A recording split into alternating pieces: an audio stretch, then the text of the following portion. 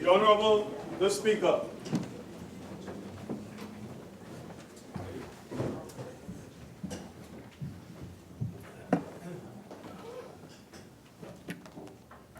Almighty God, we give thanks to you, the creator of the universe, and humbly beseech you to direct and prosper the deliberations of the members of this house here assembled for the advancement of your glory and the trust and welfare of the people of Trinidad and Tobago. Grant that peace and happiness, truth and justice may be established among us for all generations. Amen, amen, namaste.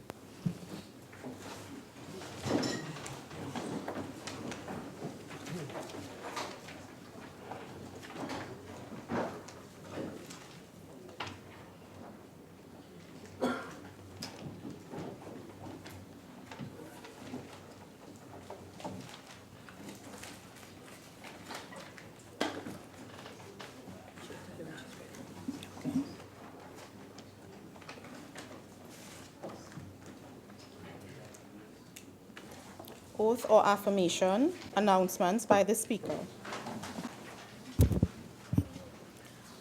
Honorable members, I have received communication from the Honorable Dr. Keith Christopher Rowley, MP, member for Diego Martin West, who has requested leave of absence for the period June 7th to 11th, 2019, and from the Honorable Shamfa Kudju, MP, member for Tobago West, the Honorable Kamala Prasad Bisesa, SC, MP, member for Siparia, and Dr. Bohindradat Tiwari, MP, member for Caroni Central, who have requested leave of absence from today's sitting of the House. The leave which the members seek is granted. Honorable members, as you may be aware, Mr. Manishan Ramsaran, former MP, passed away on Thursday, May 30th, 2019.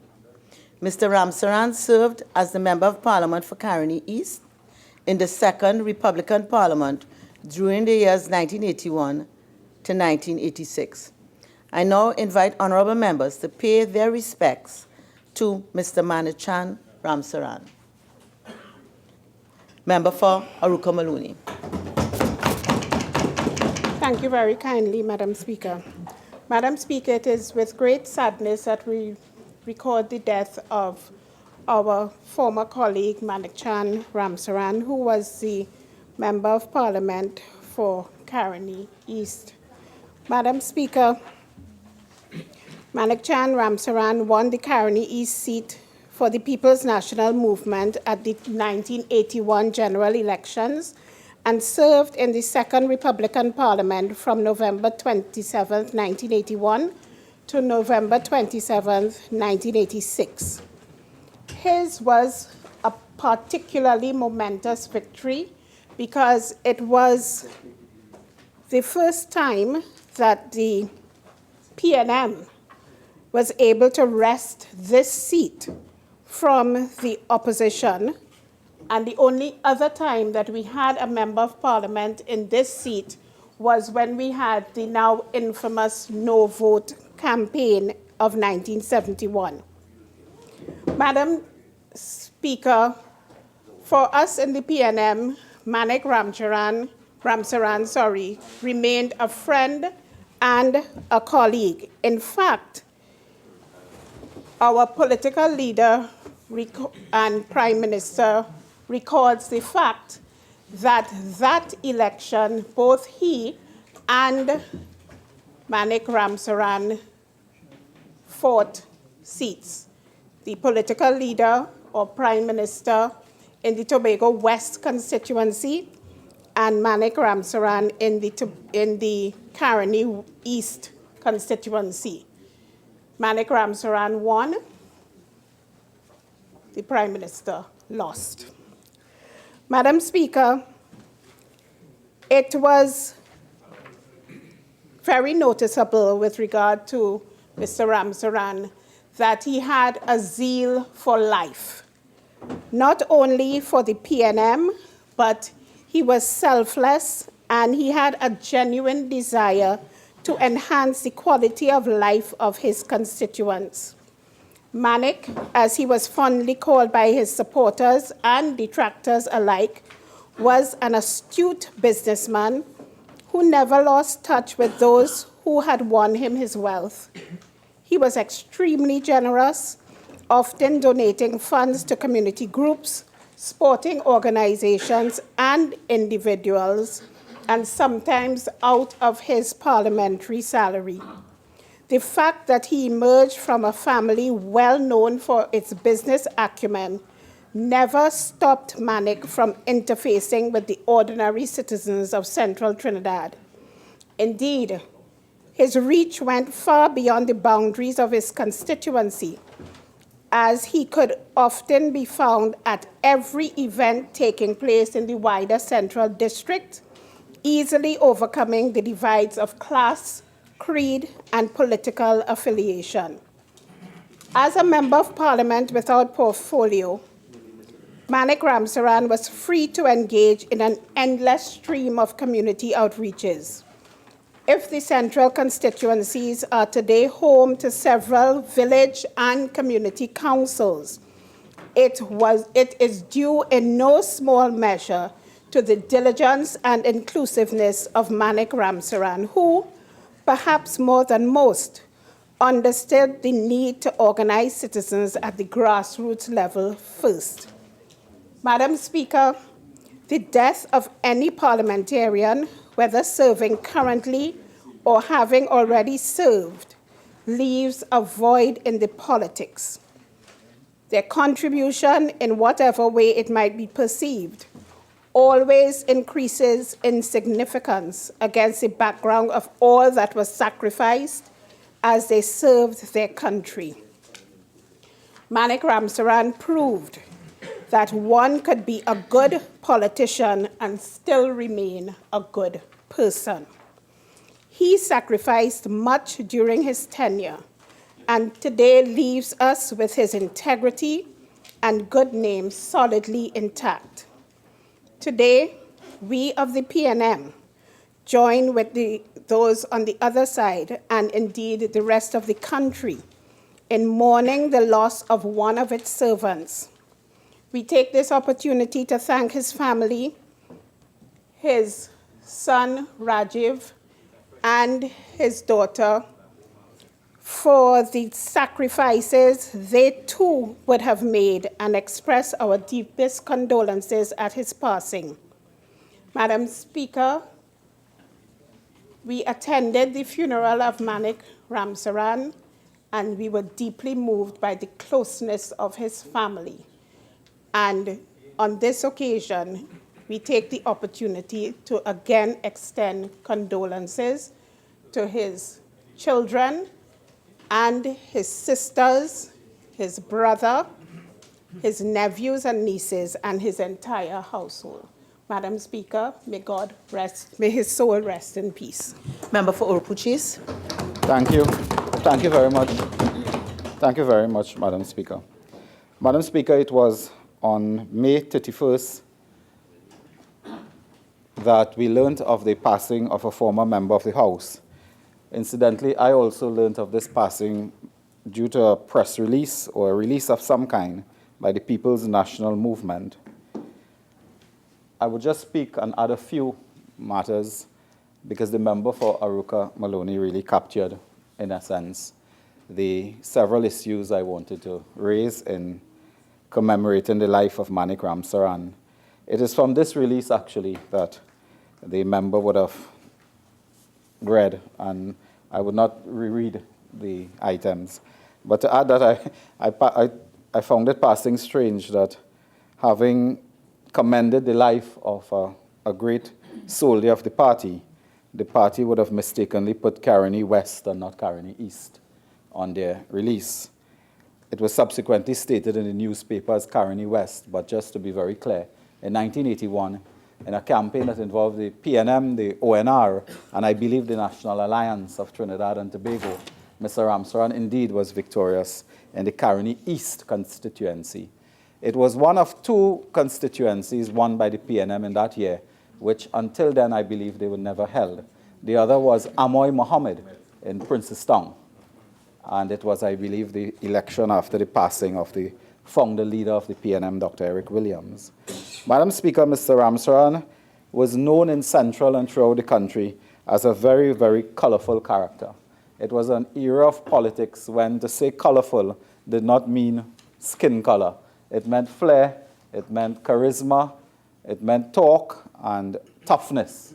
He was known in those parts, Madam Speaker, as a very tough politician and not one that you would easily want to confront. I hope some of our younger colleagues today would recall those lessons. In fact, Madam Speaker, myself and the member for Couva South, who both worked in the Sugar Union and in Central Trinidad during those years, recall Mr. Ramsaran as a very tough personality. And notwithstanding his clear affiliation, his clear participation, and commitment to the People's National Movement, he was always someone that one approached easily and had very good contact. And indeed, we would have enjoyed over the years some of his company. Madam Speaker, he was also a great lover of Indian culture. And in Central Trinidad and outside, he was known for that passion for the cultural art forms, particularly of the East Indian community.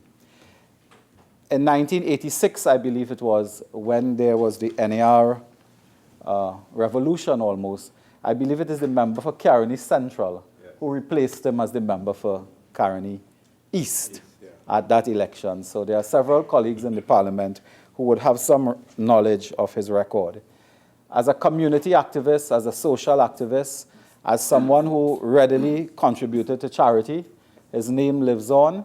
His family, a very able and well-known business family, have done very well in the area of land development and other businesses in Central Trinidad. And he has made an indelible contribution to the Central community, particularly, but also to the nation via his participation in Parliament. It lasted 5 years, but 5 years is still a useful stint. Madam Speaker, on behalf of the opposition members and the opposition leader, we extend our deepest condolences to the family, friends, supporters of Mr. Manik Ramsaran, and we pray that his soul will rest in peace. Thank you. Honorable members, I too wish to pay tribute to Mr. Manichan Ramsaran. During his parliamentary term, the Hansard record reflects that Mr. Ramsaran served on 3 special select committees and actively voted on numerous bills and motions. Honorable members, today we remember Mr. Manichan Ramsaran not only as a parliamentarian and an astute businessman, but as a man of integrity, loyalty, and devotion in all aspects of his life. He was a true champion for enhancing the quality of life for his constituents, highlighting the needs of all citizens, and was well known for his selflessness. He was indeed a faithful servant of our Tin Island Republic. Honorable members, as we reflect on the life of service of Mr. Ramsaran, may we be motivated to strive to achieve and emulate his high standards of excellence in service to our country. I take this opportunity to express my deepest condolences to his family during this time of mourning, and I pray that the Almighty grants them the comfort and strength needed in this time of bereavement. I now ask that we stand and observe a minute of silence as a mark of respect.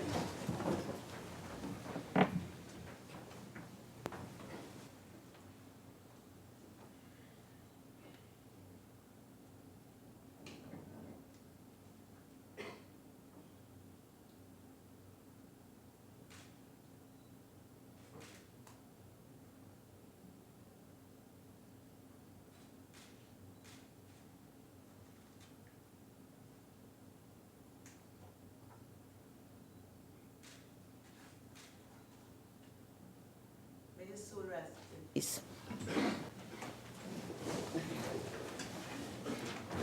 Honorable members, and an appropriate letter will be sent to convey our condolences to the family of the late Mr. Manichan Ramsaran.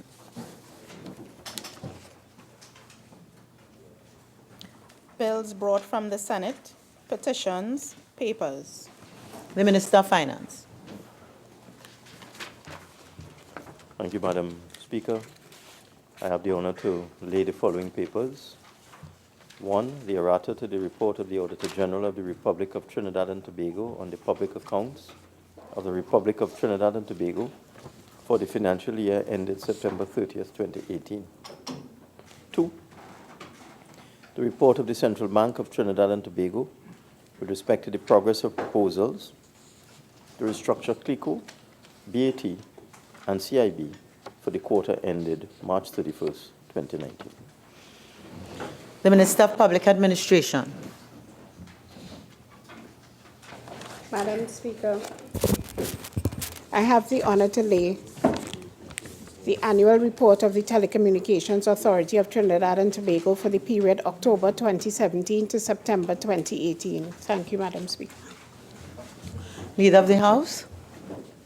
Madam Speaker, I have the honor to lay the following papers. The ministerial response of the Ministry of Agriculture, Land and Fisheries to the 23rd report of the Public Accounts Committee on the examination of the audited financial statements of the National Agricultural Marketing and Development Corporation for the financial years 2008 to 2011. The ministerial response of the Ministry of Social Development and Family Services to the 7th report of the Joint Select Committee on Social Services and Public Administration on an inquiry into the management of the targeted conditional cash transfer program. The ministerial response of the Ministry of Health to the 6th report of the Joint Select Committee on Land and Physical Infrastructure on an inquiry into the establishment of systems for the maintenance of drainage and roadways. Thank you very kindly, Madam Speaker. The Minister of Health. Thank you very much, Madam Speaker. Madam Speaker, I have the honor to lay the Tobacco Control Amendment Regulations 2019. Thank you very much. The Minister of National Security. Madam Speaker, I have the honor to lay the Immigration Amendment Regulations 2019.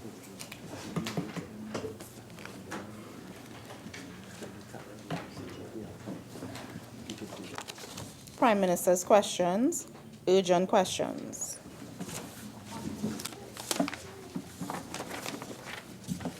The member for Urupuch East. Thank you very much, Madam Speaker. Madam Speaker, to the Honorable Minister of National Security, could the Minister state the nature and cause of a reported explosion and or disturbance in the vicinity of the Port of Spain Magistrates Court this morning? The Minister of National Security. Thank you very much, Madam Speaker. Madam Speaker, at approximately 9:15 a.m. this morning, there was an explosion outside of the Ministry of National Security and the Hall of Justice on the corners of Duke and Abercrombie Streets. The area was immediately cordoned off by the Trinidad and Tobago Police Service, and investigations began. Through the use of nearby CCTV camera footage, we were able to subsequently ascertain, along with the help of the fire services and Trinidad and Tobago Electricity Commission, that the explosion was caused by a faulty underground TNTEC line. I'd like to take this opportunity to thank all of the men and women in Trinidad and Tobago Police Service who responded, the K9 Division, as well as the Explosive Devices Squad, and all of the other men and women in the police service who cordoned off the area, the Trinidad and Tobago Fire Service, the TNTEC crew, and also the other members of national security who assisted during that time. Supplemental member for Urupuch East. Thank you very much, Mr. Minister. Thank you for the explanation. Could you indicate whether or not TNTEC has indeed embarked upon any remedial measures to fix that problem and ensure something like that don't happen again? Minister of National Security. Madam Speaker, TNTEC TNTEC has embarked upon remedial work. When I was leaving the ministry to come here a short while ago, they had already begun with respect to the assurance that this will not happen again. Of course, there's no way that such an assurance can be given. TNTEC are doing a good job from what I saw this morning. This explosion caused a number of outages throughout areas of Port of Spain, and through a systematic logistic program, they were able to bring those areas back onto the grid, and they're now addressing this problem. Supplemental, member for Urupuchis. Thank you very much, Mr. Minister. At this time, could the Minister give an assessment of the extent of any disruptions to proceedings at the nearby courts that resulted from this disturbance? Minister of National Security. Thank you very much, Madam Speaker. As a result of the initial explosion and the security protocols that were immediately put into place, yes, there was disruption to the magistrates' court sitting that was, and also I'm not quite sure whether there was disruption to what was going on in the Hall of Justice.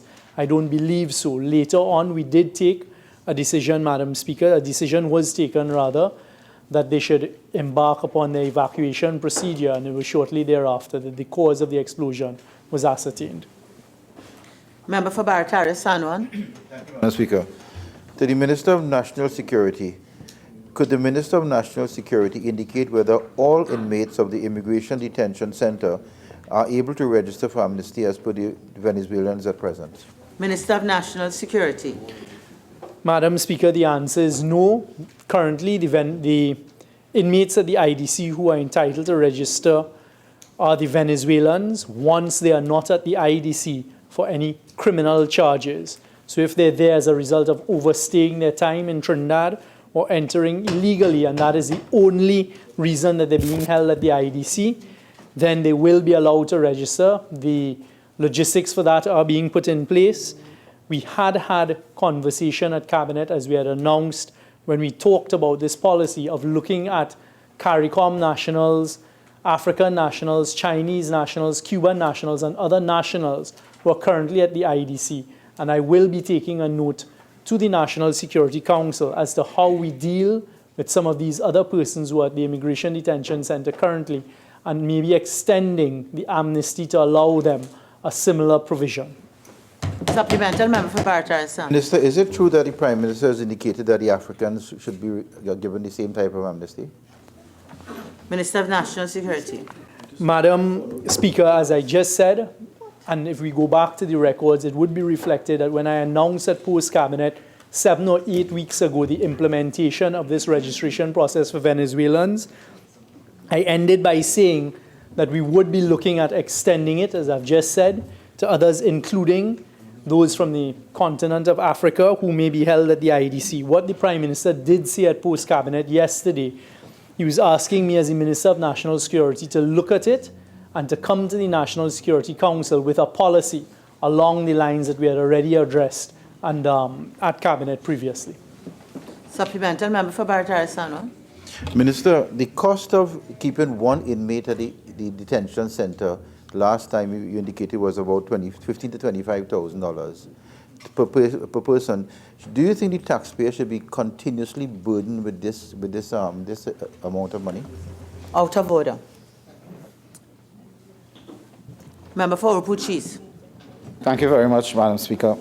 To the Minister of Energy and Energy Industries, could the Minister state the reasons for the sudden departure of the Chairman of the National Gas Company of Trinidad and Tobago Limited, Professor Jerry Brooks, at a time of heightened top-level international negotiations on energy pricing, contractual and commercial arrangements involving the Prime Minister and his touring party, of which you were a member? Minister of Energy and Energy Industries. Thank you very much, Madam Speaker. Madam Speaker, let me start by putting one fact on the table. Service and state boards are voluntary positions for people who are willing to bring their skills, talent, and experience in the performance of national service. It is not a job. In that context, Mr. Brooks was one such person. He's an attorney at law, served as vice chairman of the Law Association of Trinidad and Tobago. He was a senior company executive, having served as chief operating officer of the Answer McCall group of companies. He brought to the table experience in law, negotiation, and commercial evaluation. I want to go on record to say that the government of Trinidad and Tobago and the Minister of Energy and the Ministry of Energy want to thank Mr. Brooks for a well-served time as chairman of the National Gas Company. He faced many challenges, the most significant of which resulted from the tardiness and negligence of the United National Congress for not negotiating new gas sales contract, which left him with a burden of over $4.2 billion in claims. He has brought it down to manageable proportion. That is his greatest achievement. He has indicated the reason he has resigned is to focus on his family law practice, which he plans to expand, and he wants to, having just been bestowed with the honor of becoming a professor of practice at the University of the West Indies, to spend more time and dedicate some of his time to the trust of the university in entrepreneurship and innovation. Once again, I want to thank Mr. Brooks for his service to Trinidad and Tobago. Mr. Minister of Energy, are you seriously asking the Parliament to believe, that Professor Brooks' sudden departure at this time had to do with the pain and the burden of carrying the enterprise after the People's Partnership Administration? Yes. It's a serious matter. Energy and Energy Industries. It is not his reason for leaving. His reasons for leaving are well articulated here in his letter of resignation. But what I said, the main challenge he faced, and one of his greatest accomplishments during his tenure at the National Gas Company, was to rectify negligence on behalf of the United Nations. Supplemental member for Upuchis. Mr. Minister, given the challenges in that sector, and clearly the recent developments of the travel of the Prime Minister, yourself and others, does this departure of Mr. Brooks from one company but several subsidiaries and so on pose any challenge now in terms of going forward? And when could we expect the appointment of a new chairman of the NGC? Minister of Energy and Energy Industries. Obviously, one of the most important state sector positions is chairman of the National Gas Company. So that position will be filled in the shortest order with a person with the required competencies. Mr. Brooks, while he will be missed, I think there's enough succession, there's enough depth at the NGC to fill the space that he will be leaving. And most of the negotiations as we speak that the Prime Minister championed when we were abroad was in fact government negotiations. Member for Naparimo. Thank you, Madam Speaker. To the Attorney General, could the Attorney General state why has the government not yet fulfilled the May 23rd promise by the Prime Minister to release documents relating to the state's decision to drop its multi-million-dollar lawsuit against former Petrotrin Executive Chairman Malcolm Jones? Attorney General. Thank you, Madam Speaker. May I start off by saying that the question is inaccurate and based upon a very strong false position. The state took no decision to end the Malcolm Jones matter. The company, Petrotrin, upon receiving advice from attorneys at law, including Gerald Ramdeen, Vincent Nelson, Varun Debadine, where they confessed that they were in difficult position for a badly organized case, lacking in evidence, and where there was a material non-disclosure of critical witness statements which effectively pulled the rug out of the litigation, the state company Petrotrin took the decision. This was in effect a suppression of evidence. Witness statements were not presented to Queen's Counsel, they were not considered, and when they were forced into open disclosure by an application coming from Mr. Jones's team, it was in those circumstances that Petrotrin was compelled to. With respect to the disclosure, Petrotrin has been instructed to disclose the statements. In fact, I have gone so far as to obtain the statements myself so that I can ensure that that is to be disclosed, and that will be anchored into law when we come on Monday to debate an amendment to the Freedom of Information Act so that the state can discharge its responsibility in the fashion that it ought to.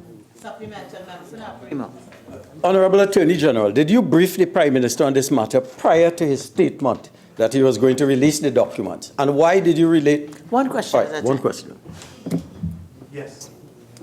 And why did you wait the 2-week window period? Why did you allow it to elapse before the documents were released? The witness statements. Attorney General. Madam Speaker, the Companies Act is the law of Trinidad and Tobago. Section 60 of the Companies Act dictates that a company cannot abdicate its responsibilities and pass off the litigation management to another entity. Petrotrin, under the UNC, in agreeing to let Anand Ramlogan manage the litigation, broke the laws of Trinidad and Tobago. That is a serious breach of the laws of Trinidad and Tobago, which put the directors of Petrotrin in jeopardy under Section 99 of the Companies Act.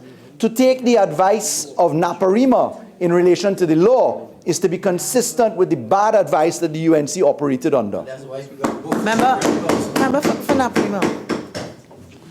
Member for Point of Pear. Thank you, Madam Speaker.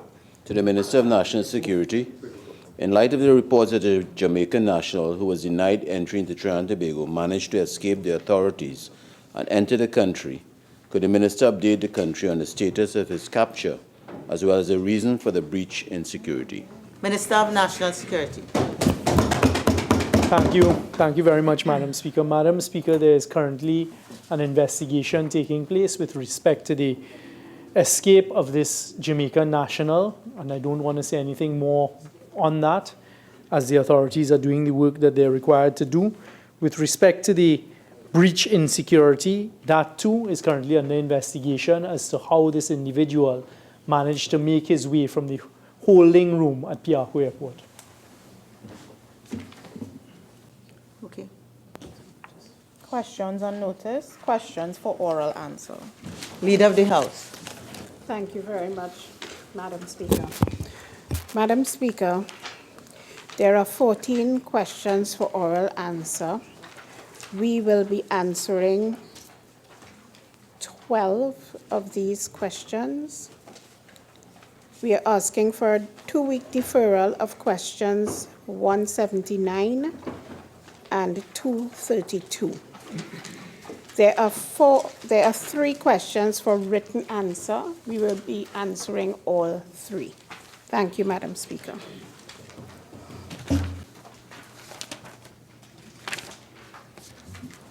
Member for Oropouche West. Madam Speaker. Question number 208 to the Minister of Health. Minister of Health. Thank you very much, Madam Speaker. The National Blood Bank of Trinidad and Tobago was fully operational during the entire carnival period and operates on a 24-hour, 7 days a week schedule. Let me repeat. The National Blood Bank of Trinidad and Tobago was fully operational during the entire carnival period. As is the norm during the carnival period, the Port of Spain Blood Donation Center was closed due to its proximity to major carnival activities. This did not affect the ability of hospitals, both private and public, to source blood supplies from the National Blood Bank. And as a result, I am advised that no patient was adversely affected by a lack of blood supply during the carnival period. It should be noted that the Port of Spain Blood Donation Center is not an emergency service, and blood supplies were available during the entire carnival weekend at the National Blood Bank and at the blood donation centers located at the Eric Williams Medical Sciences Complex and the Sangre Grande Hospital. Thank you very much, Madam Speaker. Member for Oropouche West. Thank you, Madam Speaker. Question number 209 to the Minister of National Security. Minister of National Security. Thank you very much, Madam Speaker. Madam Speaker, numerous videos are posted on social media every single day. There are also several social media platforms where videos are posted, such as Facebook, Twitter, and Instagram, as an example of 3. In the absence of specificity, it is not possible to ascertain which social media posting this question is referring to.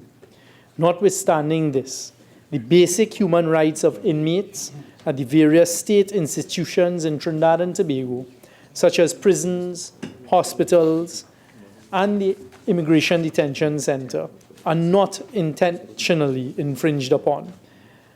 At such institutions where medical services are required to be provided to inmates, these services are generally provided in a timely manner, subject to prevailing circumstances, and are taken with the utmost importance. Supplemental member for Urupuch West. So this particular video had to do with an inmate, his hand was broken. Is it true that what he was saying, that his hand had cast and he had to be mandated to do masonry? That is what he was saying. Is that true or not? Minister of National Security. Madam Speaker, the first thing that comes to mind, having listened to the member for Urupuch West, is again exactly what video she was referring to. What we are finding is that there are a lot of videos being circulated on social media that are not even from Trinidad and Tobago. Unfortunately, a lot seem to be circulating from that area in social media space, Madam Speaker, and I am still not sure to what my friend is referring. Whether it's Trinidad and Tobago, whether it's another Caribbean island, whether it's in United States, whether it's in United Kingdom, whatsoever. What I can tell you is that as the Minister of National Security, no such report came to me, and I get reports all of the time from the prison system in Trinidad and Tobago. Member for Chaguanas East. Thank you very much, Madam Speaker. Question 189 to the Minister of Education. Minister of Education. Thank you very much, Madam Speaker. Madam Speaker, the Ministry of Education utilizes a number of measures to record and provide accurate statistics on A, the annual number of students enrolled at all tertiary education institutions, and B, the annual number of graduates from the programs offered within Trinidad and Tobago. For public institutions, Madam Speaker, data is requested in January in respect of enrollment and the number of graduates from the previous academic year. Also, the data is checked thoroughly when received, and where queries arise, the relevant institution is asked to correct any discrepancies to ensure accuracy. And further, only after the final data on enrollment and the graduates is verified and certified as correct will the information be used for reporting purposes. With respect to private institutions, an online survey is administered in June and July to capture enrollment of the current academic year and the number of graduates from the previous academic year. And the data is analyzed between August and October, and reports, benchmark calculations, and extracts are presented and made available by December. Thank you very much. Supplemental member for Chaguanas East. Thank you very much, Madam Speaker. Honourable Minister, can you say whether the data for the years 2015, 16, 17, and 18 are available? Minister of Education. Madam Speaker, the answer is yes. The data is available. Member for Chaguanas East, supplemental. Thank you very much, Madam Speaker. And will we be able to access it, as you had indicated, via written communication from the Ministry of Education? Minister of Education. Madam Speaker, that also answers yes to the question. Thank you. Member for Miaro. Thank you very much, Madam Speaker. Question number 213 to the Minister of Works and Transport. Minister of Works and Transport. Thank you. Thank you, Madam Speaker. Madam Speaker, projects in the District of Mayaro under the desilting programs are in 3 phases. All projects under Phase 1 have been completed. 3 out of 7 have been completed in Phase 2, and Phase 3 projects are expected to commence in the fourth quarter of fiscal, pending the release of funding. The details of completed projects are as follows. Cemetery River and tributaries, Radix Village, Mayaro. Tributary to the Mahu River, Food Crop Village, Union Village, Mayaro. Tributary to the Mahu River, 50-kilometer Mile End Village, Mayaro. Tributary to the Mahu River, 53 to 54.5 kilometer Union Village, Mayaro. Kernaham River and tributaries, Kernaham Village off Manzilla, Mayaro Road. La Savannah River, 15.5 kilometer Newlands Village, Guayari. Lagoon Dukes River, 4.5 kilometers St. Margaret Village, Mayaro. Kernaham River, Cascadukes Village, Mayaro.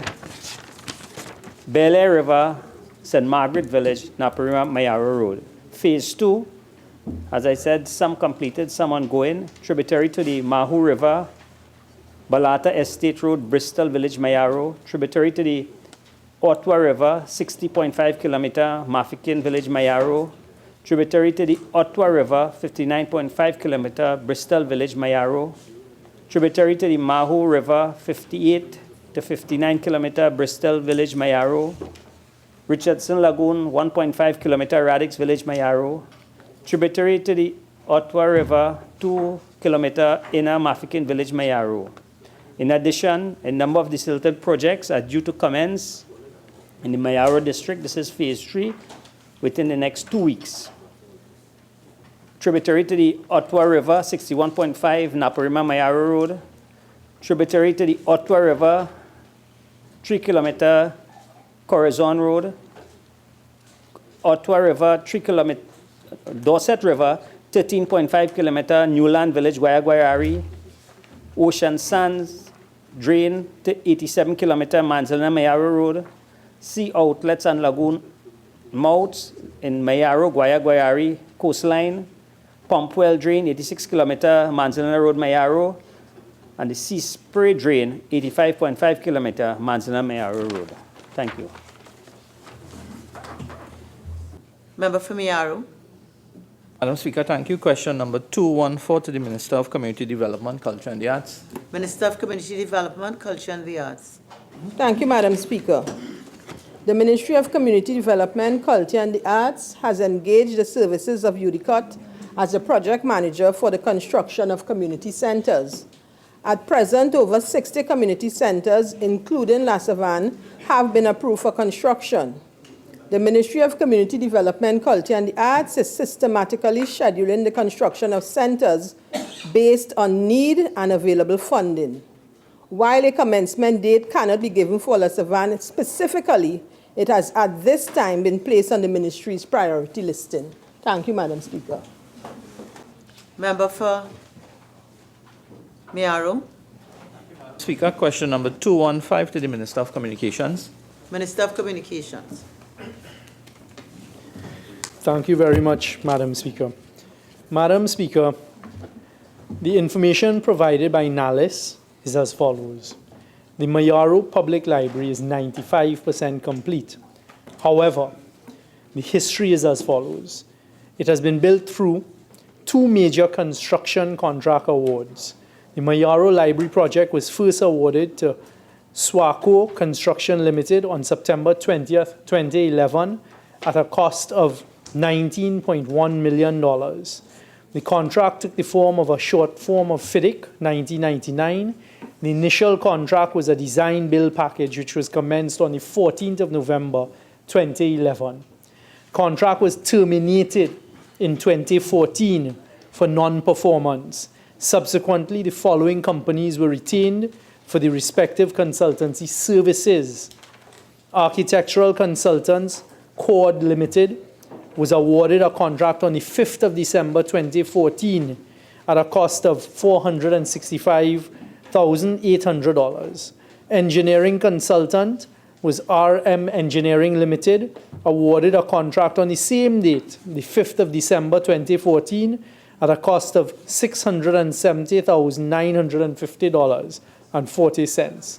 On September 30th, 2014, Southern Exploration and Production Company Limited was awarded a new contract to complete the work on the Mayaro Library at a cost of $15,478,280.40 plus VAT, as per the condition of contracts for Construction Multilateral Development Bank, Harmonized Edition 2005.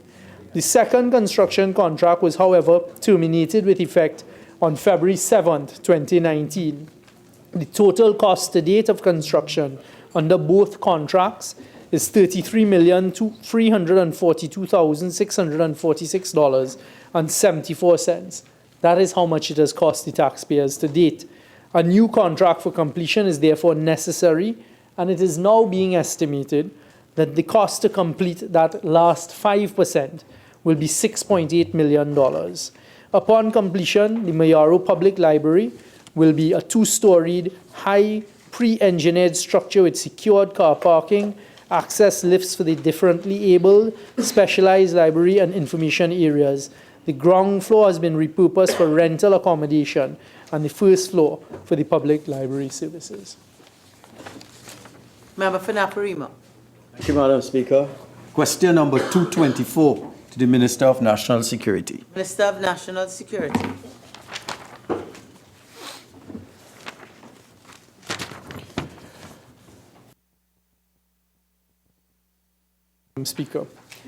Madam Speaker, in order to improve and upgrade the physical condition of accommodation for the Trinidad and Tobago Fire Service, the Ministry of National Security has embarked on a program of refurbishment of all fire stations across Trinidad and Tobago, starting with the fire headquarters on Ryson Road. Additionally, the Trinidad and Tobago Fire Service and the Ministry of National Security have been working assiduously toward repairing non-functioning equipment, as well as purchasing new equipment as required. And what I can say this afternoon, Madam Speaker, through you, is that I intend to set up a committee with the 1st Division officers, 2nd Division officers, and the Ministry of National Security to prioritize the areas that the fire service would like us to work with in the limited amount of funds that we have available to ensure that the firemen and women get what they need in accordance with their priorities. Supplemental member for Naparima. Is the Minister aware of complaints by the statements by the President of the 2nd Division officers of the TTFS on radio, Power 102 to be exact, indicating that there are non-functioning appliances at a not inconsiderable number of fire stations, and that they are there mainly for decoration? I will not allow that. That's the exact question restated in another way. Supplemental member for Naparima. Is the Minister aware that there has been no upgrade to the Princestown Fire Station for the past 40 years, even though the catchment area has grown by over 700%? Minister of National Security. 40 years. Madam Speaker, I am not taking for a moment what has fallen from the lips of the member of Naparima as any gospel truth or even any gospel whatsoever. I will make the necessary inquiries of the fire service, and it is their word that I will rely on. Thank you. Member for Naparima. Why has it taken the ministry so long to understand that there is a problem in the fire service in terms of dilapidated equipment, etc., and the need to address it? Minister of National Security. Madam Speaker, I would like to remind the population that in times when there was oil at $100 a barrel, those on the other side were spending $6.9 million in removing fire tenders that had gone over into drains. That is how they spent the money. They also then attempted to build a fire station. The member of Mayaro can attest to this. They couldn't even keep the signage up in the air when opening the station. They provided no equipment for the station whatsoever. So, Madam Speaker, if we as an administration had the type of monetary resources that those on the other side had between 2010 and 2015, I can assure the population we would have done a lot more for the fire service of Trinidad and Tobago. Supplemental member for Naparima. Minister, do you not have any shame that you continue all this time to blame? Member for Naparima. Member for Naparima. Member for Naparima. Next question. Thank you, Madam Speaker. Question number 225 to the Minister of National Security. Minister of National Security. Thank you very much. Well, we know you have no shame. You could tell us about 111 in Tobago plantations. Minister of National Security, I would like you, I'll just remind you to address your answers here. Don't be distracted. Please. Address your Very answers much, here. Madam Thank you Speaker. very much. Madam Speaker, I was just telling the population about shame on the other side. Thank you. 225. Minister of National Security, let's don't walk back down the road of shame. We've dealt with shame. Let's deal with people's business. We did in September 2015. Thank you very much, Madam Speaker. Madam Speaker, the statistics referred to in question are not consistent. So once again, we have coming from the member of Naparima a blatant, naked attempt at misleading the population of Trinidad and Tobago. I will repeat.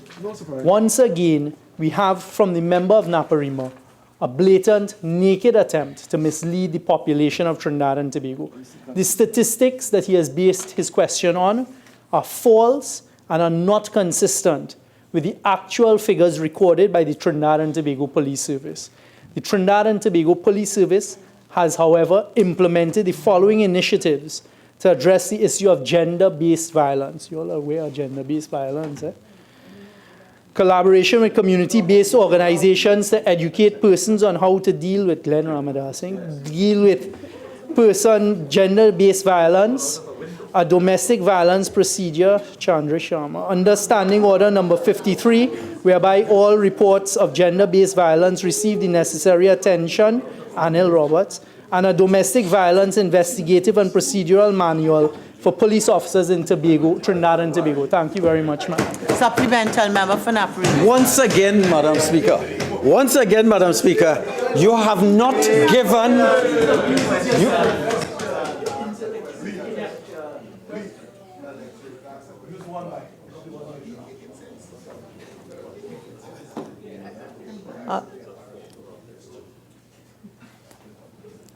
Member for Naparima, you're allowed to ask a question. You have 15 seconds to ask a question. Unfortunately, you don't get to make a statement. Proceed. Minister, what are the correct figures for the murders of women during the period? And is it not embarrassing to the Ministry of National Security? So I allow one question. The first question. The numbers, Minister, if you have them. Thank you very much, Madam Speaker. Yes, we do have the correct figures as provided by the Trinidad and Tobago Police Service. I'm sure they are aware that the member would come here to try and mislead the population as usual. Madam Speaker, the correct figures, unlike those provided by the misleader from Naparima, are a total of 18 women were murdered during the period January to April 2018, of which 10 were domestic violence related, and a total of 20 women were murdered in the period January to April 2019, of which 5 were domestic violence related. Madam Speaker, those on this side do not make the issue of domestic violence against women or violence against women a political football, as those on the other side are prone to do. Supplemental, member for Naparima. Could we have any confidence, Minister, that the measures you are taking will result in a reduction in murders against women? Minister of National Security. Madam Speaker, I have a lot of confidence in the Trinidad and Tobago Police Service and the men and women in the Trinidad and Tobago Police Service and those in the police service who are doing their utmost best, despite the constant attacks by the member for Naparima on their service and what they're doing for Trinidad and Tobago.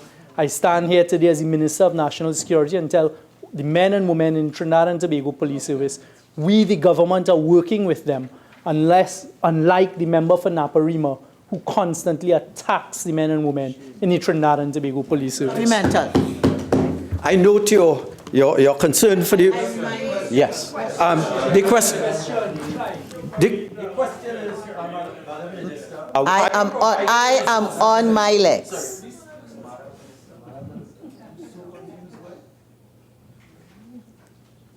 I sure everybody sitting here recognize that the speaker presides and chairs. So I will rule when I'm required to. Member for Naparima, you're entitled to ask a question. Thank you, Madam Speaker. Are you, Minister, providing the resources to ensure that the TTPS can deal with this issue? I'm not going to allow that question. I think it was in the original question about the measures.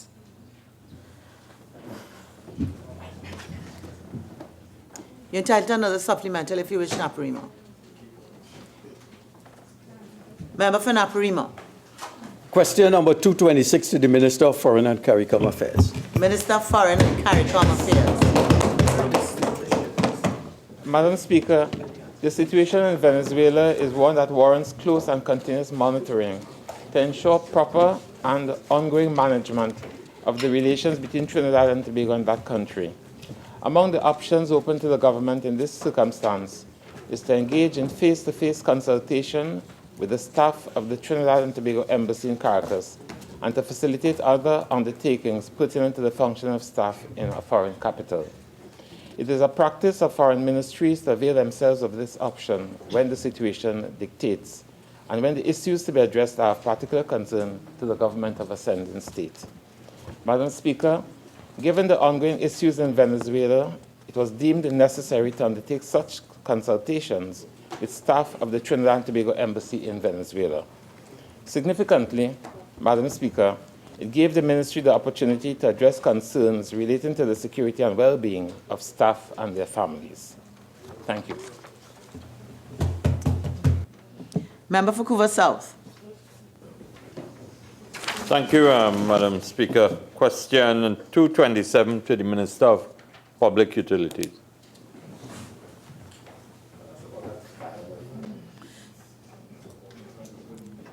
Minister of Public Utilities.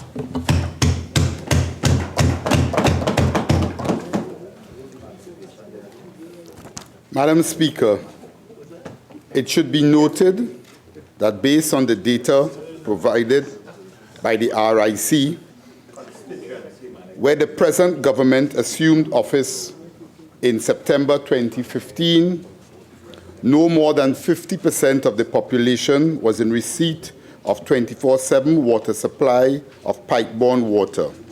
We are working assiduously to improve that situation. Madam Speaker, WASA faces many challenges, inter alia, the aged pipeline network infrastructure resulted in a high incidence of leaks and non-revenue water, insufficient storage, and excess demand for water, which in Trinidad and Tobago is twice the international standards. As a result, there is a supply deficit and differential in the level of service are experienced by the population with respect to pipe-borne potable water distribution. Given this reality, pipe-borne water supply schedules are developed to distribute available water in an equitable manner.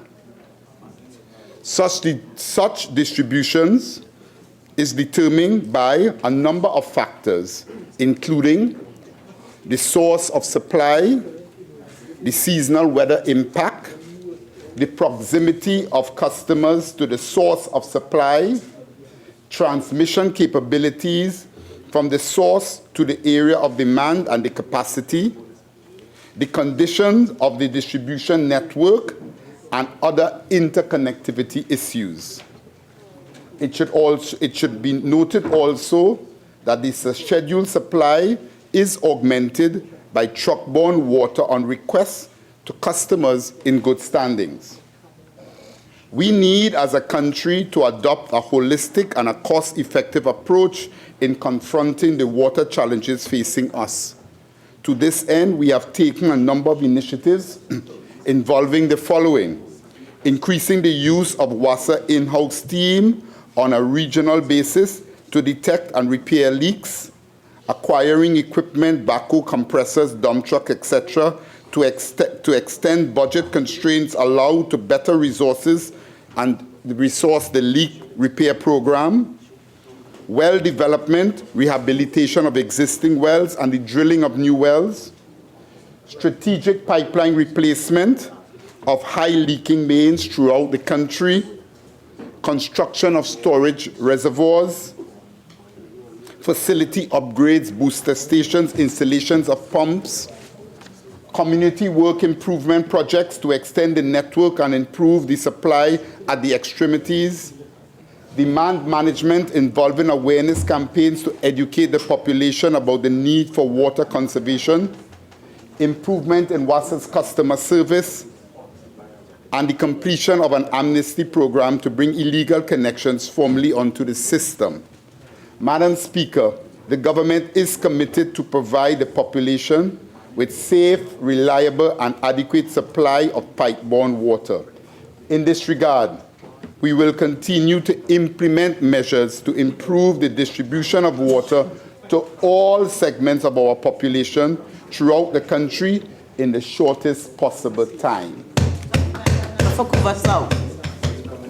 Thank you, Madam Speaker. Minister, in spite of all that you have said, why are the constituents of Couva South, especially Indian Trail, Basta Hall, McBean, Balmain, still continues to suffer for consistent or what we call reliable water supply in spite of all that the nonsense you have said here today? Minister of Public Utilities. Minister of Public Utilities. Madam Speaker, you know, I have gone to pains to explain the challenges that the water system that we face in Wassa. You know, the reality of what is being said, and I'll take some time just to put on the record. You know, when you look at the areas in South, the Wassa has an area of North and the area of South Central Trinidad and Tobago. And there will be areas whereby you have a supply of water that not everyone gets 24/7 basis of water. But when you look at the areas, you will realize that in the South, only 15%, in the South, only 15% of the population. Member for Couva South, I would like to hear the response of the Minister of Public Utilities in the event you don't wish to, but I would like to hear it. Minister of Public Utilities. Yes, but yes, you know, facts are very stubborn things because I've been hearing this. I've been hearing this whole idea of preferential treatment, but I want to put the facts. Member for Couva South. Member for Couva South. I'm cautioning you once again. While I understand the passion because it may be your constituents, I'm sure your constituents want to hear the response. Minister of Public Utilities. Yes, Madam Speaker. Based on the information provided by WASA, there's only 15% of the population in the South. 15% of the population in the South receives water less than 3 days a week. When you compare that to the Northwest, where 50% of the population in the Northwest receives water less than 3 days a week. And when you compare that to the Northeast, where you have 25% of the population, we recognize that, yes, we do have challenges in certain parts of Trinidad and Tobago. That's a reality because a lot of the country, we do not have 24/7 water. That's a situation in which we inherited. What I could say is that the areas in South Trinidad that they have, and Central and South Trinidad, they have a much better service of water than the areas in Northwest Trinidad and Tobago. And we are working, because we are serving all of Trinidad and Tobago, we are working assiduously to ensure that we improve the water supply of 24/7 to all the citizens of Trinidad and Tobago. Mr. Minister, you continue to tell this House about a high amount of leaks. How much leaks have you been able to detect, and how much leaks have WASA been able to deal with in a very timely manner? Allow that as a supplemental question. Member for Couva South. Member for Couva South.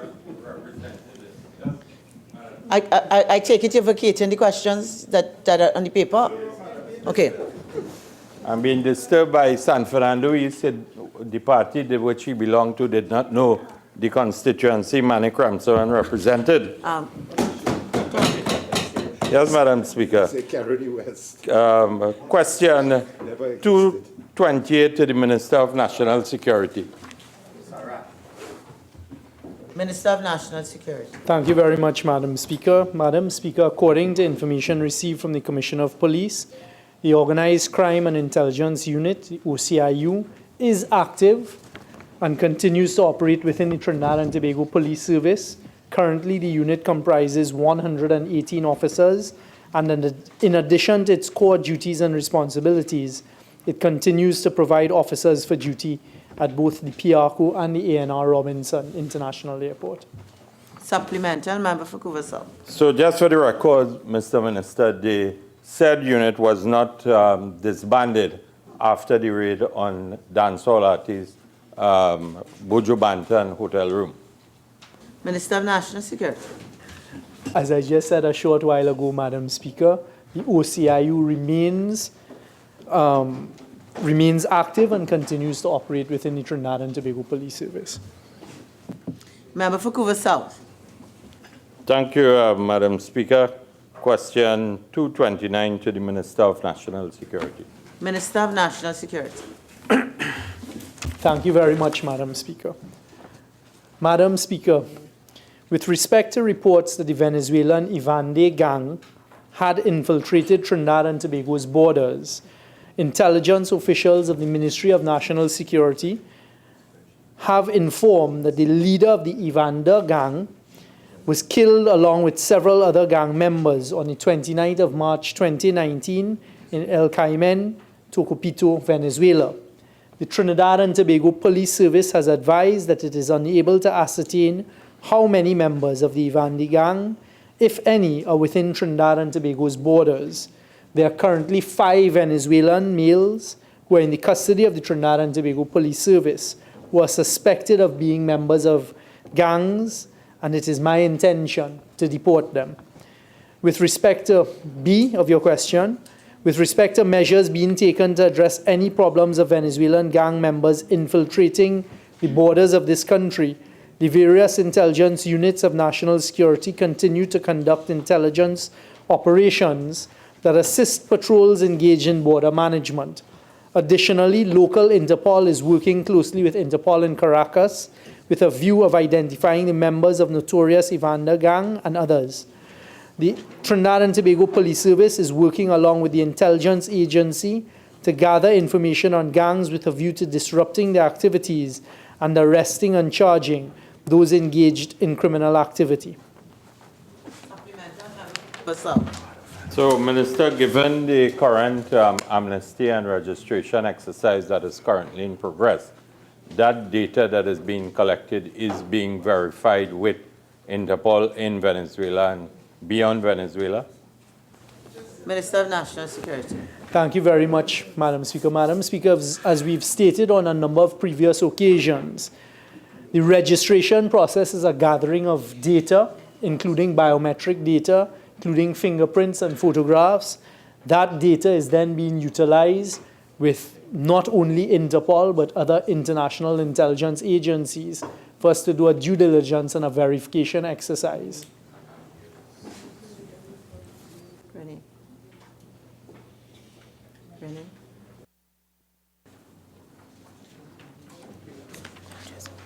Reports from committees. Member for Miaro. Madam Speaker, I have the honor to present the 7th report of the Joint Select Committee on Land and Physical Infrastructure on an inquiry into the Public Transport Service Commission with specific focus on the public bus service and maintenance of buses. Member for Caroni East. Madam Speaker, I have the honor to present the following reports. The 17th report of the Public Accounts Enterprise Committee into the examination of the audited financial statements of the Export Centers Company Limited for the financial years 2008 to 2011. The other report, the 19th report of the Public Accounts Enterprise Committee on the examination of the audited financial statements of Cocoa Development Company of Trinidad and Tobago Limited for the financial years 2014 to 2016.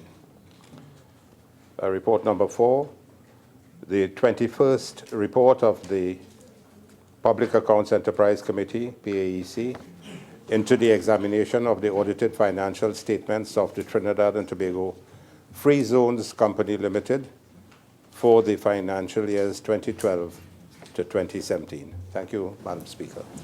Member for Roodal Moonilal. Thank you very kindly, Madam Speaker. Madam Speaker, I have the honor to present the second interim report of the Joint Select Committee appointed to consider and report on the National Statistical Institute of Trinidad and Tobago Bill 2018. Thank you, Madam Speaker. Member for Digomartin North East. Thank you, Madam Speaker. I have the honor to present the second interim report of the Joint Select Committee appointed to consider and report on the Mutual Administrative Assistance in Tax Matters Bill 2018, the Tax Information Exchange Agreements Bill 2018, and the Income Tax Amendment Bill 2019 in the fourth session of the 11th Parliament.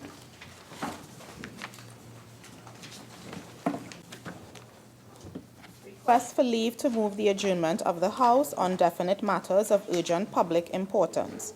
Statements by ministers, personal explanations, introduction of bills. The Miscellaneous Provisions Law Enforcement Officers Bill 2019 in the name of the Minister of National Security. On the supplemental order paper, the Miscellaneous Provisions Financial Institution Securities and Insurance Bill 2019 in the name of the Minister of Finance.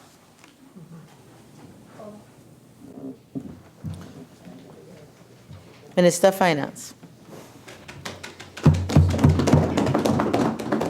Madam Speaker, in accordance with Standing Order 64-1B, I beg to move that the next stage of the Miscellaneous Provisions Financial Institutions, Securities and Insurance Bill 2019 be taken on Monday, the 10th of June, 2019. Honorable members, the question is that the next stage of the Miscellaneous Provisions Financial Institutions, Securities and Insurance Bill 2019 be taken on Monday, June 10th, 2019. All in favor say aye. Aye. Any against? No.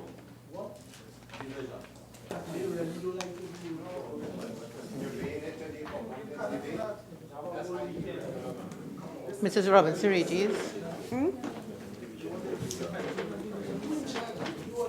Mrs. Aye. Mr. Imbe. Yes. Mr. Young. Yes. Mr. Dialsing. Yes. Mr. Hinds. Yes. Mr. Mitchell. Aye. Mr. Garcia. Yes. Mrs. Critchlow Coburn. Aye. Mr. Ford. Aye. Mr. Dillon. Aye. Mrs. Webster Roy. Aye.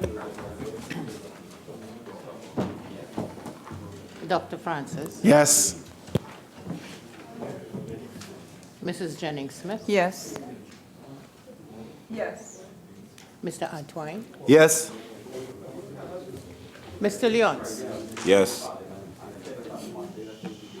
Mr. Smith. Aye. Mr. Coffey. Yes. Mr. Alwari. Most definitely yes.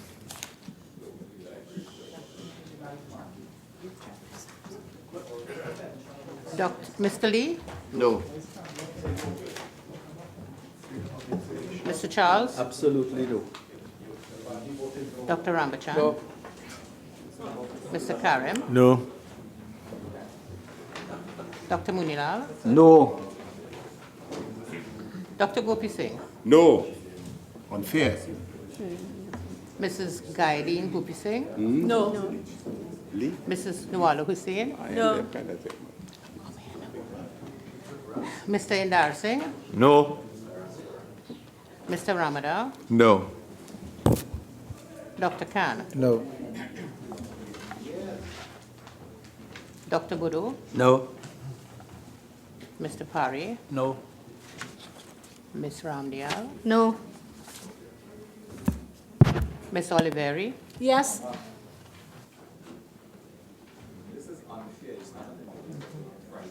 And 19. 14.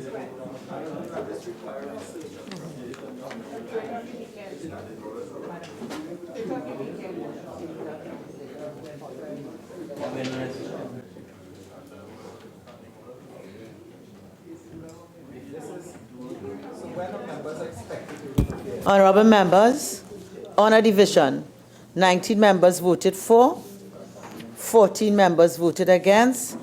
There were no abstentions. The ayes have it.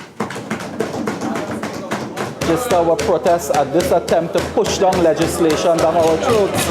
Clerk.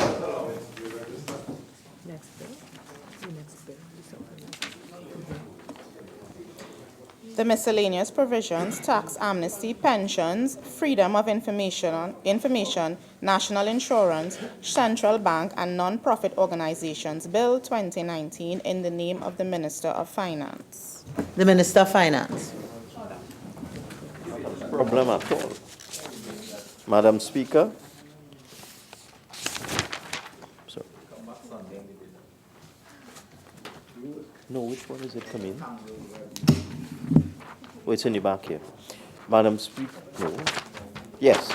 In accordance with Standing Order 64-1B, I beg to move that the next stage of the miscellaneous provisions, tax amnesty, pensions, freedom of information, national insurance, central bank, and non-profit organizations Bill 2019 be taken on Monday, June the 10th, 2019. Honorable members, the question is that the next stage of the miscellaneous provisions, tax amnesty, pensions, freedom of information, national insurance, central bank, and non-profit organizations Bill 2019 be taken on Monday, June 10th, 2019. All in favor say aye. Aye. Any against? No. Go ahead. Mrs. Robinson Regis? Aye. Mr. Alwari? Aye. Mr. Imbert? Yes. Mr. Young? I'm happy to do the people's work, yes. Mr. Dial Singh? Yes. Mr. Hinds? Yes. Mr. Mitchell? Aye. Mr. Garcia? Yes. Mrs. Critchlow Coburn? Aye. Mr. Ford? Aye. Mr. Dillon? Aye. Mrs. Webster Roy? Aye. Dr. Francis? Yes. Mrs. Jennings Smith? Aye. Miss Oliver? Yes. Mr. Antoine? Yes. Mr. Leons? Yes. Mrs. Smith? Yes. Mr. Coffey? Yes. Mr. Lee? No. Mr. Charles? No. Dr. Rambachan? Mr. Karim? No. Dr. Moonilal? No. Mrs. Hossain? Disrespecting parliamentary practices. Dr. Gopi Singh? No. Mrs. Gopi Singh? No. Mr. Indar Singh? No. Mr. Ramadan? No. Dr. Khan? No. Dr. Bodo? No. Mr. Pare? No. Ms. Ramdial? No. Madam Speaker, the results of the division as follows.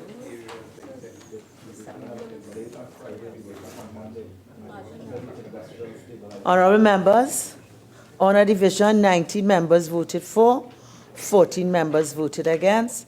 There were 0 abstentions. The ayes have it.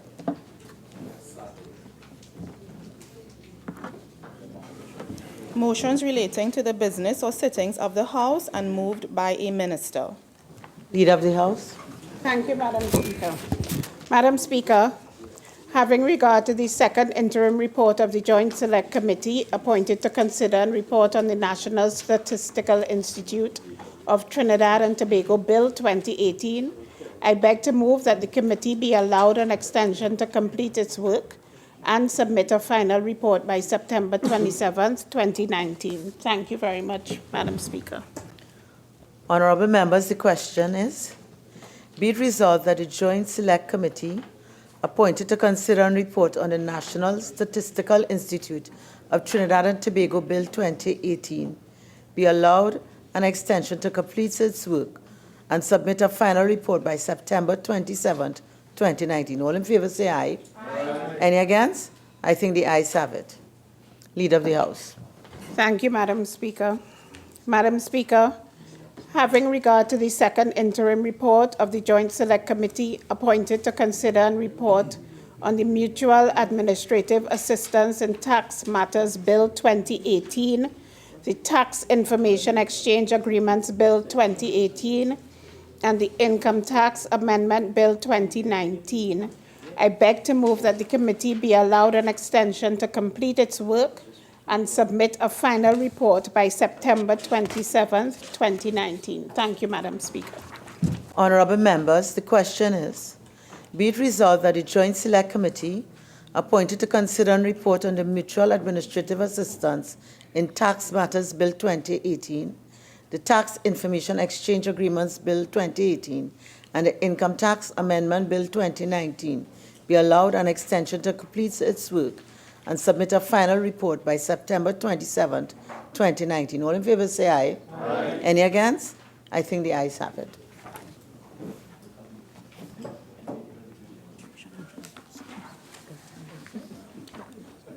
Public business, government business, bills second reading. Minister in the Ministry of the Attorney General and Legal Affairs. Madam Speaker, I beg to move that a bill entitled An Act to Establish the Private Security Service Authority and to Regulate the Private Security Industry and for other related matters be now read a second time. Madam Speaker, the overriding motive and rationale for the introduction of this Private Security Industry Bill 2019 is to solve long-standing problems associated with the private security industry in this country. We have been dealing with this matter for the past 3 years, and it has now ripened. And it is for these and other reasons that I am most pleased to present this bill for the consideration of this Honourable House. The government of the Republic of Trinidad and Tobago is no stranger to the issue of regulation of the private security industry. For as early as 1991, 28 years ago, the then Minister of Justice and National Security clearly identified the need to have appropriate regulations promulgated to control the operations of such agencies. Today, we begin the debate on this long, outstanding, and awaited process of solving these problems by proposing here worthwhile and meaningful legislative solutions. The bill seeks to establish the Private Security Services Authority to regulate the affairs of the industry and to be a single point of oversight for same. Madam Speaker, the development of the security industry could be traced from its very humble beginnings, beginning with the passage and implementation of the Supplemental Police Act of 1906. This act was implemented to govern the conduct of the rural and estate constabulary, as it then was. At that time, primarily involved in the oil and sugar industry. There was an expansion in industrial activity in the 1960s, and in an attempt to meet with the increasing demand for security in the industrial and commercial sector, this legislation came into being.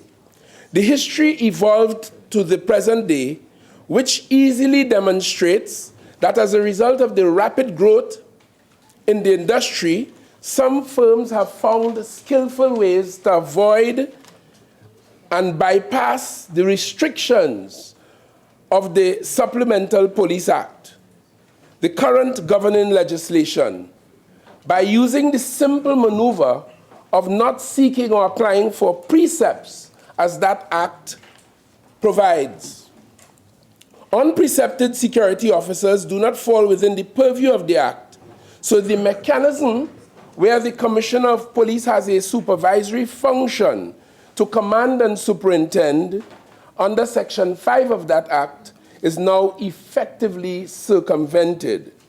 The last estimates we saw at the Ministry of National Security reveals that there are about 268 private security firms, which involves some 50,000 or so private security officers. There are, however, an unknown amount working in the industry that are unregistered and therefore unsupervised, in addition to the unprecepted, as I explained a moment ago. At present, there are approximately 17,000 uniformed personnel in the state security apparatus. This includes about 7,880 regular police officers and about 2,965 special reserve police officers, both full-time and part-time.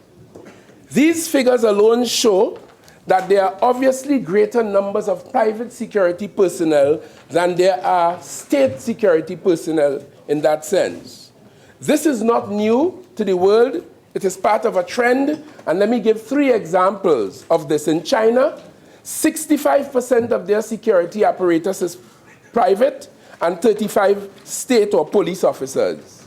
In the United States, 58% private, 42 police officers.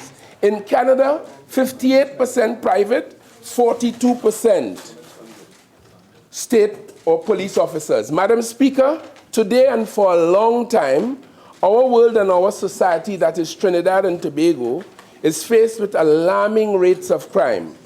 According to a 2017 report of the Inter-American Development Bank, hereinafter called the IDB, captioned "The Costs of Crime and Violence, New Evidence and Insights into Latin America and the Caribbean," it is quoted as saying, Trinidad and Tobago has spent more money on crime than any other country in the Caribbean or Latin American region, but continue to face, and I now paraphrase, severe challenges.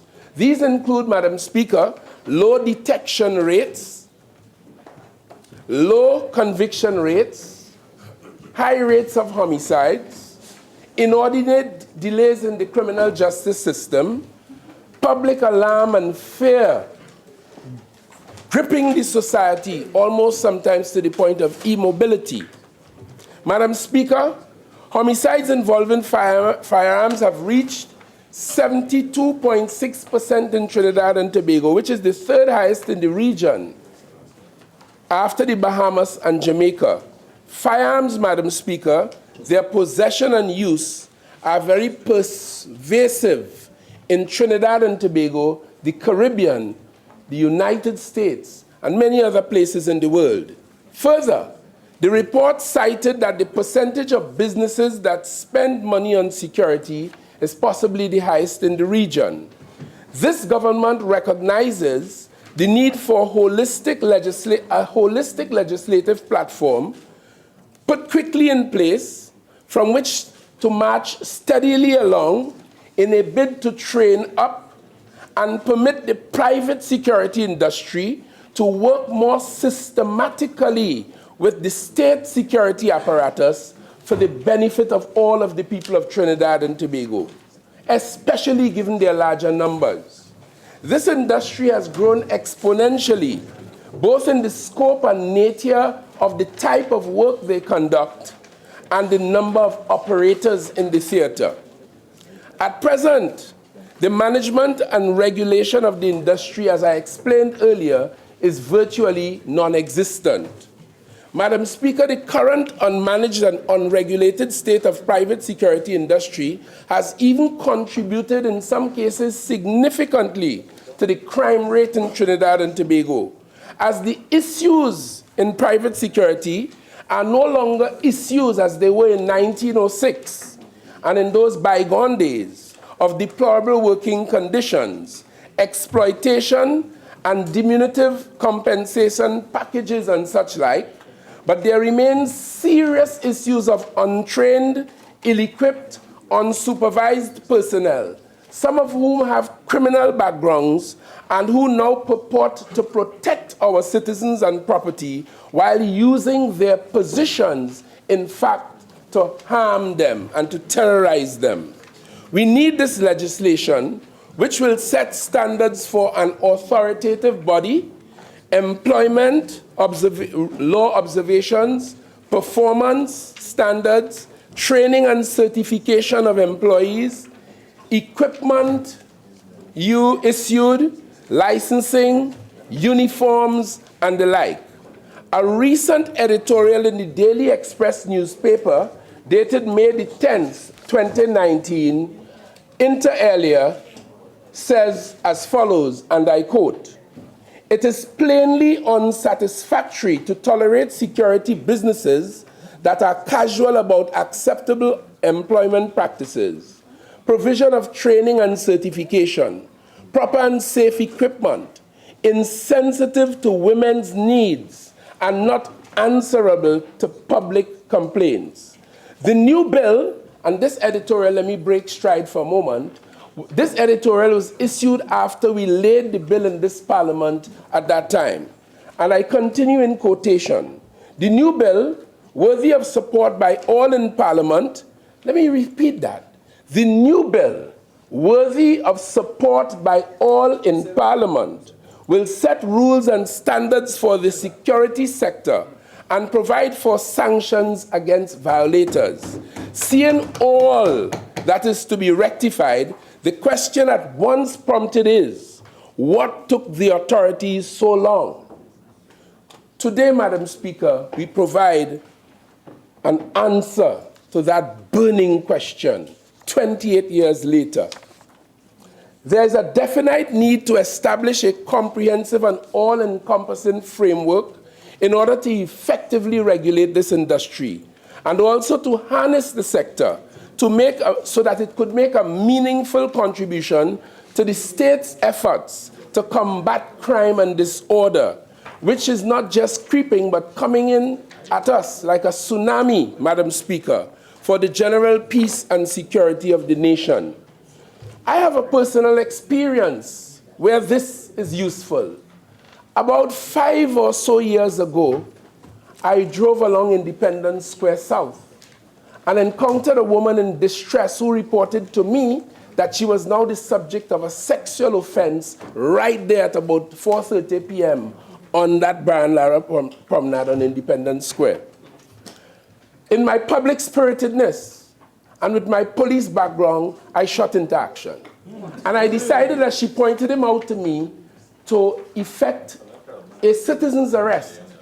And I pursued the gentleman, and he ran up Shacon Street, and I pursued him briskly, Madam Speaker. I noticed as I was doing that, I was joined by a citizen. He was neatly attired, well-cut, looking beautiful as I do. And he assisted me in finding, even with my beautiful dreadlocks, he assisted me in finding that man at the corner, because the man ran up Shacon Street, across Queen Street, down Frederick Street, and we caught him on Independence Square again, opposite the FCB, where he was trying to get into his motor car. It turned out from my conversation with this citizen that he was a private security officer. And I want, even today, 5 years later, to congratulate that citizen. We arrested him. I immediately called the police. They came on the scene in a flash, and he was taken to police headquarters, and the rest is history. It is an example of how the private security officer could assist law enforcement and even private citizens like me in dealing with problems as they arise around us. Madam Speaker, it is to be noted that this important bill, which the Express, speaking on behalf, I presume, of all of the citizens of Trinidad and Tobago, commends as belated and necessary, it would require a special majority.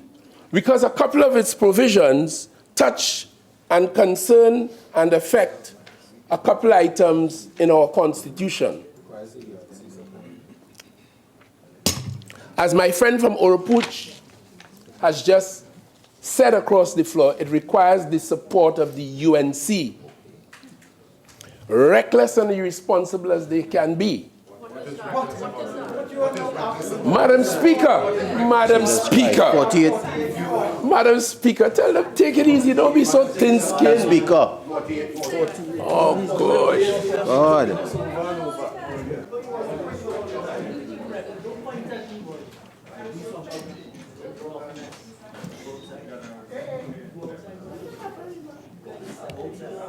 Member for Point of Pay, I believe you wish to raise a standing order. Please. 48-4 and 6, Madam Speaker. Okay, so, Member for Laventille West, I uphold the objection. I'll ask you to withdraw that, and I'm sure in your eloquence you can find another way to say what you'd like to say. Madam Speaker, I promptly withdraw. But I must say, not on that matter, I must say that the truth bears down heavily upon me. Madam Speaker, it does require the support of my colleagues in this House, many of us. It affects, Madam Speaker, as I was indicating, the right of the individual to liberty. This right is affected by clauses 49 and 59 of this bill, which empowers a security officer and a peace enforcement officer, respectively, to detain a person whom he suspects is engaged in unlawful activity or who is committing an arrestable offense in his presence. This power is akin to the power of a police officer in that very limited way, and codifies, Madam Speaker, the power of every citizen as it relates to an arrestable offense. And I gave you an example of that with the private security officer that I spoke about. So it is nothing too troublesome and burdensome for my friends to easily digest. Madam Speaker, it also affects the right of the individual to the enjoyment of property, in the sense that clauses 28, 29, 49, and 59 of this bill empowers an inspector, an office holder established under this law, a security officer and a peace enforcement officer at clause 49 of the bill, to seize articles which he believes is being used or may be being used in connection with an indictable offense or any other article which may be inherently illegal. Example, dangerous drugs. And this is a simple issue for my friends to conceptualize as well. If a firm is established and is an operator in accordance with this law, and they are authorized to hold 50 firearms, and an inspector finds 51 firearms, that firearm can be seized, notwithstanding that it is the property of someone else, under this provision, and it is for that reason that the support of the other side in a constitutional majority would be necessary. The right of the individual to respect for private and family life. This right would be affected by clauses 28 and 29, which allows an inspector to require medical records of security officers and special security officers, such records being ordinarily private. This bill aims to create a regulatory body with the power to license the operators of security firms, inclusive of the individuals in their employ, and to make secondary legislation to regulate its affairs as it considers useful. It is intended that this new body, Madam Speaker, would essentially adopt the present functions of the Commissioner of Police under Section 5 of the Supplemental Police Act, Chapter 1502, namely that of command and superintendence over the entire private security industry. An amendment to the Supplemental Police Act will also be necessary so as to reconcile the change and shift in powers from one entity to the next. This act, of course, Madam Speaker, will remain, the Supplemental Police Act will remain in place to administer the existing supplemental police officers who will remain within the ambit of the state as distinct from the private security industry. All others will be deemed private and subject to regulation under this new regime as proposed in these measures in this bill. In addition, Madam Speaker, the authority established under this bill, albeit initially funded by the state, will become self-sustaining as its operational costs would be funded by and from licensing fees paid to it by companies and officers operating within the industry going forward. So they'll get some startup monies, and like in England, like in Jamaica, like in Canada, like in South Africa, like in New Zealand, where this exists, it will become self-sufficient and self-funding. A regulatory body to manage the private security industry is by no means new. Indeed, it is the preferred method in several nations, some of whom I have just explained.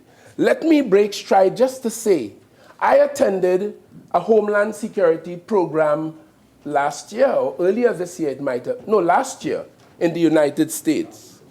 And in the course of that, we had state and private security officers sharing their experiences and their expertise with us. And I would learn a lot about what is happening with private security in Israel. And it is at that forum that I discovered that the concepts, the rudiments of the Homeland Security concept came out of Israel because of the situation Israel finds itself in. That is to say, Madam Speaker, Israel is surrounded by forces hostile to it, for good or bad reason. I don't know. That is not the issue that I'm dealing with here today. I'm dealing exclusively with their security arrangements. And Israel has a very vibrant private security platform, very vibrant. And what I would discover there is that the private security officers in Israel are trained along the same lines as a soldier and a police in Israel, operators of the state. In fact, they told us that the same firearms, the same training routine that a police officer will undertake, the private security industry trains their private security officers similarly. And therefore, along with what they call the single fighter model, when a private security officer is encountered with a threat in the course of his work, or a threat to his estate, or a threat to people in his view and in his area of work, then so trained he is, so prepared he is, so patriotic he is to defend his state, so attired with communications equipment, he is set out to neutralize that threat. He wouldn't, like some security officers in other places, perhaps including Trinidad and Tobago, would run away from the scene, screaming, and expose the children of the school, or the nurses in the hospital, or the people in their private offices on the 9th or 10th or 14th floor to danger. But this well-trained private security operator will respond accordingly. So much so, as I move on from that, that was shortly after there was a terrorist exercise event in the United States where a man, a homegrown terrorist, an American, took a rifle, several rifles, and many rounds of ammunition, went into a hotel and fired on people at a concert in a stadium. I think he took out about 57 or 67 of them. In such a situation, the Israelis told us that could hardly happen in Israel, because in the private security world, in that hotel, even if it was when he stopped to change the magazine or to change weapon, the threat would have been neutralized. Madam Speaker. So, Madam Speaker, it is quite possible, by way of the example I've just given you, for private security elements to be sufficiently trained up so that they could make a serious contribution to the national security efforts of a country. This is partly what this bill is all about. A regulatory, Madam Speaker, we are in Trinidad and Tobago, having spoken about what I just told you, we have seen, these eyes have seen a private security firm in Trinidad and Tobago behave like that. Sadly, it no longer exists. But back in 1984, the Royal Bank of Canada, as it then was, established a security outfit. I had just left the police service, and I left the police service as a drill and weapon training instructor. So I knew a trained man when I saw him. I knew what he was supposed to look like. The concepts were very clear. I knew him by, people eat first with their eyes. When you look at the posture, you know that was something, not just a uniform. It had something inside of it. So, Madam Speaker, when the security outfit hit the road at all the branches around Trinidad and Tobago, even those of us in the police service marveled at them. You could see, and when we made inquiries, it was founded by a man called Mr. Eric Anthony Thompson. He migrated to Canada. He joined the Mounted Police of Canada.